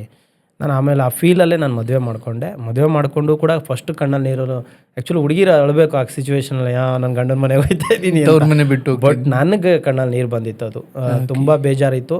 ಇವತ್ತಿಗೂ ನಮ್ಮ ತಂದೆ ತಾಯಿಗೆ ಅದು ಕಾಡ್ತಾ ಇದೆ. ಬಟ್ ನೀವು ಕರೆದಿರ್ಲಿಲ್ವ ನಿಮ್ಮ ಮದುವೆಗೆ? ಕರೆದೆ ಬರಲ್ಲ, ನಾನು ಮದುವೆ ಆಗ್ತಾ ಇದ್ದೀನಿ ಅಂತ. ನೀನು ಆಧಾರ ಆಗು, ಏನಾರಾಗು, ಉದ್ಧಾರನಾರಾಗು, ಹಾಳಾಗೋಗು, ನೀನು ಬರಬೇಡ, ನೀನು ಹೆಂಗಾರ ಹೋಗು ನಿನ್ನ ಅಂದರೆ ಅವತ್ತಿನ ಸಿಚುವೇಶನ್ ನೀನೇನಾದರೂ ಮಾಡ್ಕೋ ನಮ್ಗೆ ಹೇಳ್ಬೇಡ ಅನ್ನೋ ಥರ ನಮ್ಮ ತಂದೆ ತಾಯಿ ಅಂದ್ಬಿಟ್ಟು ಬೈಗುಳದಲ್ಲೂ ಕಾಳಜಿ ಇತ್ತು ಪಾಪ. ಕಾಳಜಿ ಇರುತ್ತೆ ಎಲ್ಲ ತಂದೆ ತಾಯಿನೂ, ಯಾರ ಮಕ್ಕಳು ಕೆಟ್ಟೋಗ್ಲಿ ಅನ್ನೋದು ಬಯಸೋದಿಲ್ಲ. ಸಿಚುವೇಶನ್ಗೆ ತಕ್ಕಂಗೆ ಆಗಿರುತ್ತೆ ಪರಿಸ್ಥಿತಿಗಳು. ಆಮೇಲೆ ಮದುವೆ ಕೂಡ ಆಯಿತು. ಮದುವೆ ಆಗಿ ನಮ್ಮದೇ ಗೊತ್ತಿಲ್ಲ ಅವರು ಆಂಟಿ ಪಾಪ ಅವ್ರನ್ನ ನೆನೆಸ್ಕೋಬೇಕು ಇವಾಗ ನಾನು. ಅವ್ರ ಹೆಸರು ನನಗೆ ಮರ್ತೋಗಿದೆ. ಬಟ್ ಅವ್ರ ಮನೆಗೆ ಕರ್ಕೊಂಡೋಗಿ ಅವ್ರ ಮನೇಲಿ ನಮ್ಗೆ ಊಟ ಮಾಡಿಸಿ, ಒಂದು ಗಂಡು ಹೆಣ್ಣನ್ನೇ ಯಾವ ಥರ ನೋಡ್ಬೋದು ಆ ಥರ ನೋಡಿ ಅವ್ರನ್ನ ಲಾಸ್ಟ್ ಟೈಮ್ ಅವರು ಹೊಸ ಮನೆ ಕಟ್ಟಿದ್ರು. ಅಂದರೆ ಅವ್ರ ಮನೆಗೆ ಹೋಗಿ ಮೀಟ್ ಆಗ್ಬಿಟ್ಟು ಬಂದ್ವಿ. ತುಂಬ ಖುಷಿಪಟ್ಟರು. ಅಲ್ಲಿಂದ ಬರುವಾಗ ನಾನು ತುಂಬ ಸೊನ್ನೆ ಸರ್. ನಾನು ಏನು ನನ್ನ ಜೀವನದ ಏನು ದಿಕ್ಕುಗಳು ನನಗೆ ಗೊತ್ತಿಲ್ಲ. ಆಮೇಲೆ ಅಲ್ಲಿ ಮದುವೆ ಆಗಿ 5-10 ನಿಮಿಷಕ್ಕೆ ನಮ್ಮನ್ನು ಮರ್ತ್ಬಿಟ್ರಿಲ್ಲ. ಅಂದರೆ ಯಾರೂ ಅವ್ರ ಮನೆಗಳಿಗೆ ಕರ್ಕೊಂಡು ಹೋಗೋಕೆ ರೆಡಿ ಇಲ್ಲ. ಅವ್ರ ಜವಾಬ್ದಾರಿ ಏನಾಗಿತ್ತು, ಊರಲ್ಲಿ ಮದುವೆ ಆಗಬೇಕಾಗಿತ್ತು. ಓಕೆ. ಸೊ ಊರವ್ರಿಗೆ ಗೊತ್ತಾಗಬೇಕಿತ್ತು, ಒಂದು ಮದುವೆ ಮಾಡಿದ್ರು ಇವರು, ಒಂದು ಹುಡುಗನಿಗೆ ಮದುವೆ ಮಾಡಿದಾರ ಹುಡುಗಿನ ಅಂತ. ಮಗಳನ್ನ ಬಿಟ್ಟಿಲ್ಲ, ಮದುವೆ ಮಾಡಿದ್ರು ಅನ್ನೋದು ಅಲ್ಲಿ ಹೇಳ್ಬೇಕಾಗಿತ್ತು, ಲೋಕಕ್ಕೆ ತಿಳ್ಸಕ್ಕಷ್ಟೇ. ಆಮೇಲೆ ಅಂದ್ರು ಯಾರು ಮನೆ ಕಟ್ಕೊಂಡು ಹೋಗ್ಲಿಲ್ಲ ಸರ್. ನೀವು ನಮ್ಮ ಮನೆಗೆ ಬನ್ನಿ ಅಂತ ಕರೆಯೋರು ಯಾರಿಲ್ಲ. ಮದುವೆ ಆಯ್ತು, ಅವ್ರ ಪಾಡ್ಗೆ ಅವರೆಲ್ಲ ಹೊರಟೋದ್ರು. ನಾವು ಕಾರ್ ಎತ್ಕೊಂಡು ನಮ್ಮ ಚಿಕ್ಕಮ್ಮನ ಮನೆಗೆ ಬಂದ್ವಿ. ನಮ್ಮ ಚಿಕ್ಕಮ್ಮನ ಮನೆಗೆ ಬಂದು ಸುಮಾರು 15 ದಿವಸ, 1 ತಿಂಗಳು ನಾವು ಅದೇ ಮನೇಲಿ ಇದ್ವಿ. ಅಷ್ಟೊತ್ತಿಗೆ ನಾನು ಟ್ಯಾಕ್ಸಿ ಓಡ್ಸೋಕೆ ಹೋಗ್ತಾಯಿದ್ದೆ. ಬಟ್ ವೈಯಕ್ತಿಕ ಜೀವನ ನಾವೇನು ಶುರು ಮಾಡೋದಕ್ಕೆ ಕಷ್ಟ ಆಗಿತ್ತು. ಏನು ಮಾಡೋಕ್ಕೂ ಕಷ್ಟ ಆಗ್ತಾಯಿತ್ತು. ಅಂದರೆ ನಾವು ಜೀವನ ಕಟ್ಕೊಳ್ಳೋದು ಹೆಂಗೆ ಅನ್ನೋದು ಕೂಡ ನಮಗೆ ಗೊತ್ತಾಗ್ತಾ ಇರಲಿಲ್ಲ. ಅದಾದಮೇಲೆ ಟ್ಯಾಕ್ಸಿ ಓಡಿಸ್ತಾ 15 ದಿವಸ ಆದಮೇಲೆ ನನಗೆ ಟ್ಯಾಕ್ಸಿಯವನು ಕೂಡ ಟಾರ್ಚರ್ ಕೊಡೋಕ್ಕೆ ಶುರು ಮಾಡ್ಬಿಟ್ಟ. ಅಂದರೆ ನೀನು ದುಡ್ಡು ಕಟ್ಟಿಲ್ಲ, ನಂಗೆ ಕಾರ್ ವಾಪಸ್ ಕೊಡು ಅಂತೇಳಿ. ವಾಪಸ್ ಕಾರ್ ತೊಗೊಂಡೋಗಿ ಬಿಟ್ಟಿದ್ದು ಆಯಿತು. ಆಮೇಲೆ ಮದುವೆಗೆ ಅವರಮ್ಮ ವಾಲೆ ಇಕ್ಕಿದ್ರು. ವಾಲೆ ಯಾರಿಗೆ, ವೈಫ್ ಮಂಜುಗೆ ವಾಲೆ ಇಕ್ಕಿದ್ರು. ವಾಲೆ ನನಗೊಂದು ಉಂಗುರ, ಬೇಬಿ ಇದೆಲ್ಲ ಅವರೇ ಕೊಟ್ಟಿರೋದು. ಆ್ಯಕ್ಚುಲಿ ಇದು ನೋಡಿ, ಒಳ್ಳೆ ಪಾಯಿಂಟ್ ಕೇಳಿದ್ರಿ. ನನ್ನ ಹತ್ರ ಒಂದು 3 ಉಂಗುರ ಇದೆ. 3 ಉಂಗುರದಲ್ಲಿ ನಮ್ಮ ಅತ್ತೆ ಕೊಟ್ಟಿರೋದೇ 2 ಉಂಗುರ, ಇನ್ನೊಂದು ನನ್ನ ಫ್ರೆಂಡ್ ಕೊಟ್ಟಿರೋದು. ಹೇಳ್ತಿರೋದು ಇದು ಕೂಡ ನಾನು ಬಿಕಾಸ್ ನಾನು ಯಾರ್ದೋ ದುಡ್ಡಲ್ಲಿ ನನ್ನ ದುಡ್ಡಲ್ಲಿ ತಗೊಳ್ಳಿಲ್ಲ ಅಂತ. ಇದು ನಮ್ಮ ಅತ್ತೆಯವ್ರು ಕೊಟ್ಟಿದ್ದು, ನಾನು ಮದುವೆಲಿ ಕೊಟ್ಟಿರೋದು. ಮದುವೆಲಿ ಕೊಟ್ಟಿರೋದು. ಇನ್ನೊಂದು ಇತ್ತು, ಅದೇನೋ ಮೋಸ್ಟ್ಲಿ ಮನೇಲಿ ಇಟ್ಟಿದ್ದೀನಿ. 2 ಉಂಗುರ ಕೂಡ ಅತ್ತೆ ಕೊಟ್ಟಿರೋದು. ಸೊ ಅದನ್ನ ನಾನು ಯಾವಾಗಲೂ ಕೈಯಲ್ಲಿ ಹಾಕೊಂಡಿರ್ತೀನಿ. ಇದು ನನ್ನ ಫ್ರೆಂಡ್ ಕೊಟ್ಟಿರೋದು, ಅವ್ರಿಲ್ಲ, ನನ್ನ ಕೈಯಲ್ಲಿ ಹಾಕೊಂಡಿರ್ತೀನಿ. ಸಿ ಇದನ್ನು ಕೂಡ ಏನೋ ತಪ್ಪಾಗಿ ತಿಳ್ಕೊಬಾರ್ದು. ಒಂದೇ ಕೇಳಿದ್ರೆ ಹೇಳಿದ್ರಿ, ಒಳ್ಳೇದಾಯ್ತು. ಆ ದುಡ್ಡು, ಆ ಉಂಗುರ, ಈ ಉಂಗುರಗಳು ಅದು ಎಷ್ಟು ಸತಿ ಗಿರ್ವಿ ಅಂಗಡಿಗೆ ಹೋಗಿ ಬಂದವ. ನಿಮಗಿಂತ ಸೇಟುನೇ ಜಾಸ್ತಿ ಹಾಕೊಂಡು. ಸತ್ಯ ಸರ್, ಮಾತೆತ್ತರೆ ತೊಗೊಂಡೋಗಿ ಅಡ ಇಡೋದು. ಓಕೆ. ನೀವು ನಂಬಲ್ಲ, ಕಾರ್ ಕೊಡೋವಾಗ ಇನ್ನೂ ಮದುವೆ ಆಗಿ ಒಂದು 4-5 ದಿವಸನೂ ಆಗಿತ್ತು ಅನಿಸುತ್ತೆ, ನನಗೆ ಸರಿಯಾಗಿ ನೆನಪಿಲ್ಲ. ಅವಳು ವಾಲೆ, ಅವಳು ಕೈಲಿದ್ದಿದ್ದು ಉಂಗುರ, ನನಗೆ ಹಾಕಿದ್ದು ಉಂಗುರ ಎಲ್ಲ ಬಿಚ್ಚಿಸ್ದೆ. ಎಲ್ಲ ತೊಗೊಂಡೋಗಿ ಗಿಡವಿ ಇಟ್ಟು ಆ ದುಡ್ಡನ್ನ ತೊಗೊಂಡೋಗಿ ಕಾರೋನಿಗೆ ಕೊಟ್ವಿ. ಕೊಡಬೇಕಾಗಿದ್ದು ಬ್ಯಾಲೆನ್ಸ್ ಕೊಟ್ಬಿಟ್ಟು ದುಡ್ಡನ್ನ ಕ್ಲಿಯರ್ ಮಾಡಿ, ಖಾಲಿ ಒಡವೆ, ಖಾಲಿ ಏನೂ ಇಲ್ಲ ನಮ್ಮ ಹತ್ರ. ಓಕೆ. ಫೈನಲಾಗಿ ಏನು ಮಾಡೋದು ಅಂತ ಯೋಚನೆ ಮಾಡಿದಾಗ ನನ್ನ ವೈಫ್ ಹೇಳಿದ್ಲು, ಅಮ್ಮ ಒಬ್ಬರೇ ಇದ್ದಾರೆ, ಅಮ್ಮನ ಜೊತೆಗೆ ಹೋಗೋಣ, ಅಲ್ಲೇ ಏನೋ ಕೈಲಾಗಿದ್ದು ಮಾಡ್ಕೊಂಡಿರೋಣ ಅಂತ. ಸರಿ, ಸಿಚುವೇಶನು ಏನು ನಮಗೆ ಬೇರೆ ಆಪ್ಷನ್ ಇರಲಿಲ್ಲ. ಬಾಮೈದ ಬೇರೆ ಸ್ವಲ್ಪ ಗರಂ ಆಗಿದ್ದ. ಬಟ್ ಫೈನಲಿ ನಾನು ಮದುವೆ ಆದಮೇಲೆ ಬಾವ ಒಳ್ಳೆ ಕೆಲಸ ಮಾಡಿದೆ ಬಾವ ಅಂತ ಆ ಥರ ಒಂದು ಪ್ರೋತ್ಸಾಹ ಮಾಡೋ ಮಾತುಗಳನ್ನೂ ಆಡ್ತಾಯಿದ್ದೆ. ಹೆಂಗೋ ನಮ್ಮ ಅಂದರೆ ನನ್ನ ತಂಗಿನ ಚೆನ್ನಾಗಿ ನೋಡ್ಕೋ ಬಾವ, ಹಂಗೆ ಹಿಂಗೆ ಹೇಳ್ತಿದ್ದೆ. ನನ್ನ ತಂಗಿನ ಚೆನ್ನಾಗಿ ನೋಡ್ಕೋ, ತುಂಬ ಕಷ್ಟಪಟ್ಟು ಸಾಕಿದ್ದಾರೆ ನಮ್ಮಮ್ಮ, ಚೆನ್ನಾಗಿ ನೋಡ್ಕೋ, ಆಮೇಲೆ ನೀನು ತುಂಬ ಚೆನ್ನಾಗಿ ನೋಡ್ಕೋತೀಯ ಅನ್ನೋ ನಂಬಿಕೆ ನನಗೆ ಐತೆ. ಆ ಥರ ಅವ್ನಿಗೆ ಯಾಕೆ ಅನ್ನಿಸ್ತೋ, ಆ್ಯಕ್ಚುಲಿ ಅವ್ನು ಪರೋಡಿ, ಅವ್ನು ಮನ್ಸು ಮಾಡಿದರೆ ಏನು ಬೇಕಾದ್ರು ಮಾಡೋ ಅಂಥ ಒಂದು ಇದರಲ್ಲಿದ್ದ ಅವನು. ಅಂದರೆ ದ್ವೇಷದ ಭಾವನೆ ಇರ್ಬೋದಿತ್ತು, ದೇಶದ ಭಾವನೆ ಬರಲಿಲ್ಲ ಅವನಿಗೆ. ಗೊತ್ತಿಲ್ಲ ದೇವರು ಭಗವಂತ ಎಲ್ಲೆಲ್ಲಿ ಯಾವ್ಯಾವ ರೀತಿ ಲಿಂಕ್ನ ಕೊಡಬೇಕಂತ ಇದ್ನೋ ಆ ಥರ ಕೊಟ್ಟಿದ್ದಾನೆ ಅಷ್ಟೇ. ಕೊನೆಯದಾಗಿ ಫೈನಲಾಗಿ ನಮ್ಮ ಚಿಕ್ಕಮ್ಮನ ಮನೆಯಿಂದ ನಾವು ನಮ್ಮ ಅತ್ತೆ ಮನೆಗೆ ಬರೋವಂಥ ಸ್ಥಿತಿ ಬಂತು. ನಮ್ಮ ಅತ್ತೆ ಮನೆಗೆ ಬಂದು ಒಂದು 2-3 ದಿನ, ಒಂದು ವಾರ ಕಳೀತು. ಕೆಲಸ ಇಲ್ಲ, ಕಾರ್ಯ ಇಲ್ಲ. ಅತ್ತೆ ಮನೇಲಿ ಎಷ್ಟು ದಿನ ಅಂತ ಕೂತ್ಕೊಳ್ಳೋದು? ಊಟ ಸಿಗ್ತಾ ಇದೆ, ಬಟ್ಟೆ ಇದೆ, ಊಟ ಇದೆ. ನಮ್ಮ ಅತ್ತೆ ಕೇಳಿದ್ರೆ ಕಾಸು ಖರ್ಚು ಕೊಡ್ತಿದ್ದಾರೆ, ಅದೆಲ್ಲ ವಿಷಯ. ಎಷ್ಟು ದಿನ ಕೂತ್ಕೊಳ್ಳೋದು? ನಿಮಗೆ ಕಾಡ್ತಾ ಇದೆ, ಏನು ಮಾಡೋದು? ಆವಾಗಲೇ ಬೇಜಾರಾಯಿತು. ಅವನೇನು ಮಾಡ್ದ, ನಮ್ಮ ಭಾವ, ಇವನು ಹೂವು ಮಾರ್ತಿದ್ನಲ್ಲ, ಯಾರು ನನ್ನ ತಮ್ಮ, ಸಾರಿ ನಮ್ಮ ಬಾಮೈದ. ಅವ್ರೇನು ಮಾಡಿದ್ರು, ಒಂದು ಕೆಲಸ ಮಾಡಪ್ಪ, ಅಲ್ಲಿ ಹೂವು ಮಾರಕ್ಕೆ ಶುರು ಮಾಡು, ಮಾರ್ಕೆಟ್ಗೆ ಹೋಗಿ ಹೂವು ತಗೊಂಬ, ಹೂವು ಮಾರ್ಕೊಂಡು ಜೀವನ ಮಾಡು, ಸದ್ಯಕ್ಕೆ ಯಾವ ಗಾಡಿ ಪಾಡಿ ಎಲ್ಲ ಬೇಡ, ಕೊಡ್ಸೋಕ್ಕೂ ಆಗಲ್ಲ, ದುಡ್ಡಿಲ್ಲ ನಮ್ಮ ಹತ್ರ ಅಂತ. ಸರಿ ಅಂದ್ಬಿಟ್ಟು ತೆಳ್ಳಗಾಡಿ ಸರ್, ದ ಫಸ್ಟ್ ಟೈಮ್ ನಾನು ತೆಳ್ಳಗಾಡಿ ಕೈ ಹಾಕಿದೆ ಹೂವು ಮಾರೋಕ್ಕೆ. ತೆಳ್ಳಗಾಡಿ ತೆಳ್ತಾ ಇದ್ದೀನಿ. ನನ್ನ ಸ್ನೇಹಿತ ಲೋಕೇಶ್ ಅಂತ, ಅವ್ನು ವೀಡಿಯೋ ಮಾಡಿಟ್ಟಿದ್ದ ಅದನ್ನು. ಮಗ ಹೆಂಗಿದ್ದೋ ನೀನು, ಅಲ್ಲ ಫ್ರೆಂಡ್ಸು ಅಂದರೆ 100,000 ರೂಪಾಯಿ ಖರ್ಚು ಮಾಡ್ತಿದ್ದೆ, 10,000 ಖರ್ಚು ಮಾಡ್ತಿದ್ದೆ, ಊಟ ತಿಂಡಿ ಪಾರ್ಟಿ ಫಂಕ್ಷನ್ನು ಇನ್ನೊಂದು ಮತ್ತೊಂದು, ದುಡ್ದಿದ್ದು ದುಡ್ಡೆಲ್ಲ ಅವ್ರಿಗೆ ಕಳೀತಾ ಇದ್ದೆ. ಕಾರಿತ್ತು ನಿನ್ನ ಹತ್ರ, ಎಲ್ಲ ಇತ್ತು, ಎಲ್ಲ ಹೋಯ್ತು, ಕಾರು ಇಲ್ಲ ನಿನ್ನ ಹತ್ರ, ಏನೂ ಇಲ್ಲ, ದುಡಿತಿದ್ದೆ, ಪಾರ್ಟಿ ಕೊಡಿಸ್ತಾ ಇದ್ದೆ, ಯಾರೂ ನಿನ್ನ ಜೊತೆ ಬರಲಿಲ್ಲ. ಇವತ್ತು ಕೊನೆಯದಾಗಿ ನೀನು ತೆಳ್ಳಗಾಡಿ ತೆಳ್ಳೋ ಪರಿಸ್ಥಿತಿ ಬಂದುಬಿಟ್ಟಿದ್ಯಾ. ಆ ವಿಡಿಯೋ ನನ್ನ ಹತ್ರ ನಾವು ಸಿಕ್ಕಿದಾಗೆಲ್ಲ ಕೇಳ್ತೀನಿ, ಆ ವಿಡಿಯೋ ಕಳಿಸೋ ನನಗೆ, ಅದು ಭಾಳ ಇಂಪಾರ್ಟೆಂಟ್ ಇವಾಗ ನನಗೆ. ಆ ವಿಡಿಯೋ ನಾನು ಇವಾಗ ನೋಡಬೇಕು. ಈಗ ನಾನು ತೆಳ್ಳಗಾಡಿ ತೊಗೊಂಡು ತೆಳ್ಳಬೋದು, ವೀಡಿಯೋ ಮಾಡ್ಬೋದು, ಅದಲ್ಲ. ಅವತ್ತು ತೆಳ್ಳಿದ ಫಸ್ಟ್ ವಿಡಿಯೋ ನಂಗೆ ತೋರಿಸೋದು, ಎಲ್ಲಿದೆ ಕೊಡು ನನಗೆ ಅಂತ ಕೇಳ್ತಾ ಇರ್ತೀನಿ ಅವನ್ನ. ತೆಳೆದ್ವಿ, ತೊಗೊಂಡೋದ್ವಿ, ಹೂವು ಮಾರಕ್ಕೆ ನಿಂತಿದ್ದೀವಿ, 100 ಗ್ರಾಮ್ 10 ರೂಪಾಯಿ 20 ರೂಪಾಯಿ ಈ ಥರ ಸಿಚುವೇಶನ್ನು. ನಮ್ಮ ಅತ್ತೆ ನನಗೆ ಗೊತ್ತಿರೋ ಹಂಗೆ ಮೇ ಬಿ 1,000 2,000 ರೂಪಾಯಿ ಕೊಟ್ಟಿದ್ದಾರೆ, ಹೂವು ತೊಗೊಂಡು ವ್ಯಾಪಾರ ಮಾಡ್ಕೊಳ್ಳಿ ಅಂತ. ನಮ್ಮ ಹತ್ರ ಗಾಡಿ ಇಲ್ಲ, ಮಾರ್ಕೆಟ್ಗೆ ಹೂವು ತರಬೇಕು.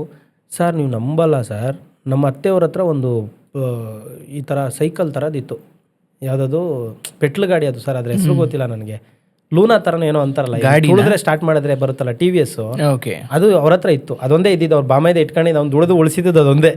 ಅದನ್ನು ನನ್ನ ಕೈ ಕೊಟ್ಟರು, ಮಾರ್ಕೆಟ್ ಹೂವು ತರೋಕ್ಕೆ ಬಳಸ್ಕೊಳಪ್ಪ ಇದನ್ನ ಅಂತ. ಸರ್ ಆ ಗಾಡೀಲಿ ನಾನು ಹೋಗ್ತಾ ಇದ್ರೆ ಸೀರಿಯಸ್ಲಿ ಸರ್, ನಮ್ಮ ವೈಫ್ ಮಂಜುಳಾ ಅವರು ನಾನು ಮದುವೆ ಆದಾಗ ಯಾವ ಸತ್ಯ ಇದೀವಿ, ನಾನು ಜಂಬು ಕೇಳ್ಕೊಬಾರ್ದು, ಒಂದು ಹೀರೋಯಿನ್ ಥರ ಇದ್ರು ಸರ್ ಅವರು. ಅಷ್ಟು ಬ್ಯೂಟಿಫುಲ್ ಆಗಿ, ಅಷ್ಟು ವೈಟ್ ಆಗಿ, ಅಷ್ಟು ಲಕ್ಷಣವಾಗಿ, ಅಷ್ಟು ಚೆನ್ನಾಗಿ ಕಾಣೋರು. ನನ್ನಂತವ್ನಿಗೆ ಮಟ್ಟು ಮದುವೆ ಮಾಡೋರು ಅಂದರೆ ಎಂಥವ್ರು ಕೂಡ ನಗಾಡ್ಬಿಡೋರು. ನಿಜ. ಯಾಕಂದರೆ ನಾನು ಹಂಗಿದ್ದೆ, ನಾನು ಬ್ಲ್ಯಾಕ್ ಆಗಿ ಒಂಥರ ವಿಚಿತ್ರವಾಗಿದ್ದೆ. ಸೊ ನೋಡೋಕೆ ಯಾರಿಗೂ ಇವನಿಗಿಂತ ಹುಡುಗಿ, ನನಗೆ ಎಷ್ಟೋ ಜನ ಬೈಕಲ್ಲಿ ಹೋಗುವಾಗ ಹೇಳೋರು, ನೋಡೋ ಎಂಥವ್ನಿಗೆ ಎಂಥವಳು ಬಿದ್ದವ್ರೆ. ಹೌದು, ಆ ಥರ ಇವನ್ ಆ ಅಜ್ಜಿದಿರು ಅದನ್ನೇ ಹೇಳಿದ್ರಲ್ಲಿ, ಕಾರಿಂದ ಇಳಿದಾಗ ಎಲ್ಲಿ ಹೋಗಿ ನೀವು ಅವ್ರ ಊರಿಗೆ ಹೋದಾಗ ಅದೇ ಥರ ಅವನಾಗಿದೆ, ಹೋಗಿ ಹೆಂಗವನೇ, ನೀನು ಹೆಂಗಿದ್ಯಾ, ನೀನು ಯಾಕೆ ಇಂಥವನ್ನ ಮದುವೆ ಅದೇ ಆ ಥರ. ಬಟ್ ಮಂಜು ಅಲ್ಲಿ ಒಂದು ಗುಣ ಏನು ಗೊತ್ತಾ ಸರ್, ಅವಳು ಯಾವತ್ತು ಕಲ್ಲರ್ ಆಗಲಿ, ರೂಪ ಆಗಲಿ, ಹಣ ಇದೆ ಅಂತ ಆಗಲಿ, ಕಾರಿದೆ ಅಂತ ಆಗಲಿ ಬಂದವಳಲ್ಲ. ನಿಮ್ಗೊಂದು ಕೀಳಿರಿಮೆ ಇತ್ತ ಅಂದ್ರೆ, ಇಂಥ ಒಳ್ಳೆ ಅಂದ್ರೆ ಸುಂದರವಾಗಿರೋ ಹೆಂಡತಿಗೆ ನಾನು ಹೆಂಗೆ ಅಥವಾ ಇಲ್ಲ ಆ ಥರ ಏನು ಲೋಕ ಅನ್ನೋದು ನೋಡಿ ಅನ್ಕೋತಾ ಇದೆ ಅಷ್ಟೇ. ಬಟ್ ನನಗೆ ಯಾವತ್ತು ಆ ಫೀಲ್ ಬಂದಿಲ್ಲ, ನನಗೆ ಬಿಟ್ಟಿಲ್ಲ. ನನಗೆ ತುಂಬ ಜನ ಹೇಳೋದಿಷ್ಟೇ ಸರ್, ನನಗೆ ಇವತ್ತು ತುಂಬ ಜನ ಫೋನ್ ಮಾಡಿದಾಗ, ಸರ್ ನಿಮ್ಮ ನಗು ತುಂಬ ಇಷ್ಟ ಸರ್ ನನಗೆ ಅಂತಾರೆ. ನನ್ನ ನಗುವಿಂದಾನೇ ಎಲ್ಲವನ್ನೂ ಗೆದ್ದಿರೋದು ಅಷ್ಟೇ, ನನ್ನ ನಗುವಿಂದಾನು ಅವಳನ್ನ ಗೆದ್ದಿರೋದು. ಬಟ್ ಜನ ನೋಡ್ತಿದ್ದು ಬೇರೆ ಹಿಂಗೆ ಕಪ್ಪಗಿದ್ದಾನೆ, ಟ್ಯಾಕ್ಸಿ ಓಡಿಸ್ತಾನೆ, ಇವಳಿಗೆ ಹೆಂಗಪ್ಪ ಬಿದ್ದುಬಿಟ್ರು ಅನ್ನೋ ಥರ ಇತ್ತು ಬಿಟ್ರೆ. ಬಟ್ ಅವಳು ಯಾವತ್ತು ನೀನು ಕಪ್ಪಗಿದ್ಯಾ, ನೀನು ಚೆನ್ನಾಗಿಲ್ಲ. 14 ವರ್ಷ ಸಂಸಾರ ಮಾಡಿದೀವಿ ಸರ್. ಇವಾಗ ದೊಡ್ಡ ಗುಣ ಅದು. ಒಂದು ಗಂಡು ಒಂದು ಹೆಣ್ಣಾಗಿದೆ.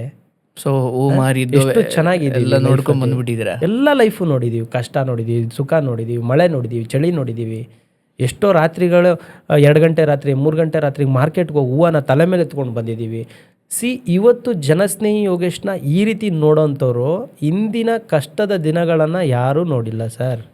ನಾನು ಹೂವು ಮಾರಿ ಸ್ಟೆಪ್ ಬೈ ಸಾಲ ಮಾಡಿ ಲೋನ್ಗಳು ತೊಗೊಂಡು, ಎಷ್ಟೋ ಫೈನಾನ್ಸರ್ಗಳ ಹತ್ರ ಫೈನಾನ್ಸ್ ದುಡ್ಡು ತೊಗೊಂಡು ಕಾರ್ ತೊಗೊಂಡು, ಆ ಕಾರ್ EMI ಕಟ್ಕೊಂಡು ಅದನ್ನು ತೀರಿಸಿ ಅದ್ರ ಮೇಲೆ ಬಂದಂಥ ದುಡ್ಡಲ್ಲಿ ನಾನು ಈ ಥರ ಎಲ್ಲ ಸಮಾಜ ಸೇವೆ ಮಾಡಿಕೊಂಡು ಸ್ಟೆಪ್ ಬೈ ಇಲ್ಲಿವರೆಗೂ ಬಂದು ನಿಂತಿದ್ದೀನಿ ಅಂದರೆ ಜನ ಅನ್ಕೋಬೇಕು ಅವ್ರು ನಮ್ಮ ಅಪ್ಪನ ದುಡ್ಡಲ್ಲಿ ಯಾವುದೂ ಸಮಾಜ ಸೇವೆ ಮಾಡೋಕ್ಕೆ ಬಂದಿಲ್ಲ ಸರ್. ನಾನು ನೀವು ಕಷ್ಟಪಟ್ಟಿರೋ ದುಡ್ಡಲ್ಲಿ ಮಾಡಿರೋದು. ನಮ್ಮಪ್ಪ ಸಂಪಾದನೆ ಮಾಡಿಲ್ಲ, ನಮ್ಮಪ್ಪಂಗೆ ಆಸ್ತಿ ಇಲ್ಲ, ಅಂತಸ್ತಿಲ್ಲ, ಅಥವಾ 100 ಕೋಟಿ ಬೆಲೆ ಬಾಳೋಂಥವೂ ಅಲ್ಲ, ಅಥವಾ ಯಾವುದೋ ರಾಜಕೀಯದಲ್ಲಿ ಇದ್ದವ್ರಂತೂ ಅಲ್ವೇ ಅಲ್ಲ.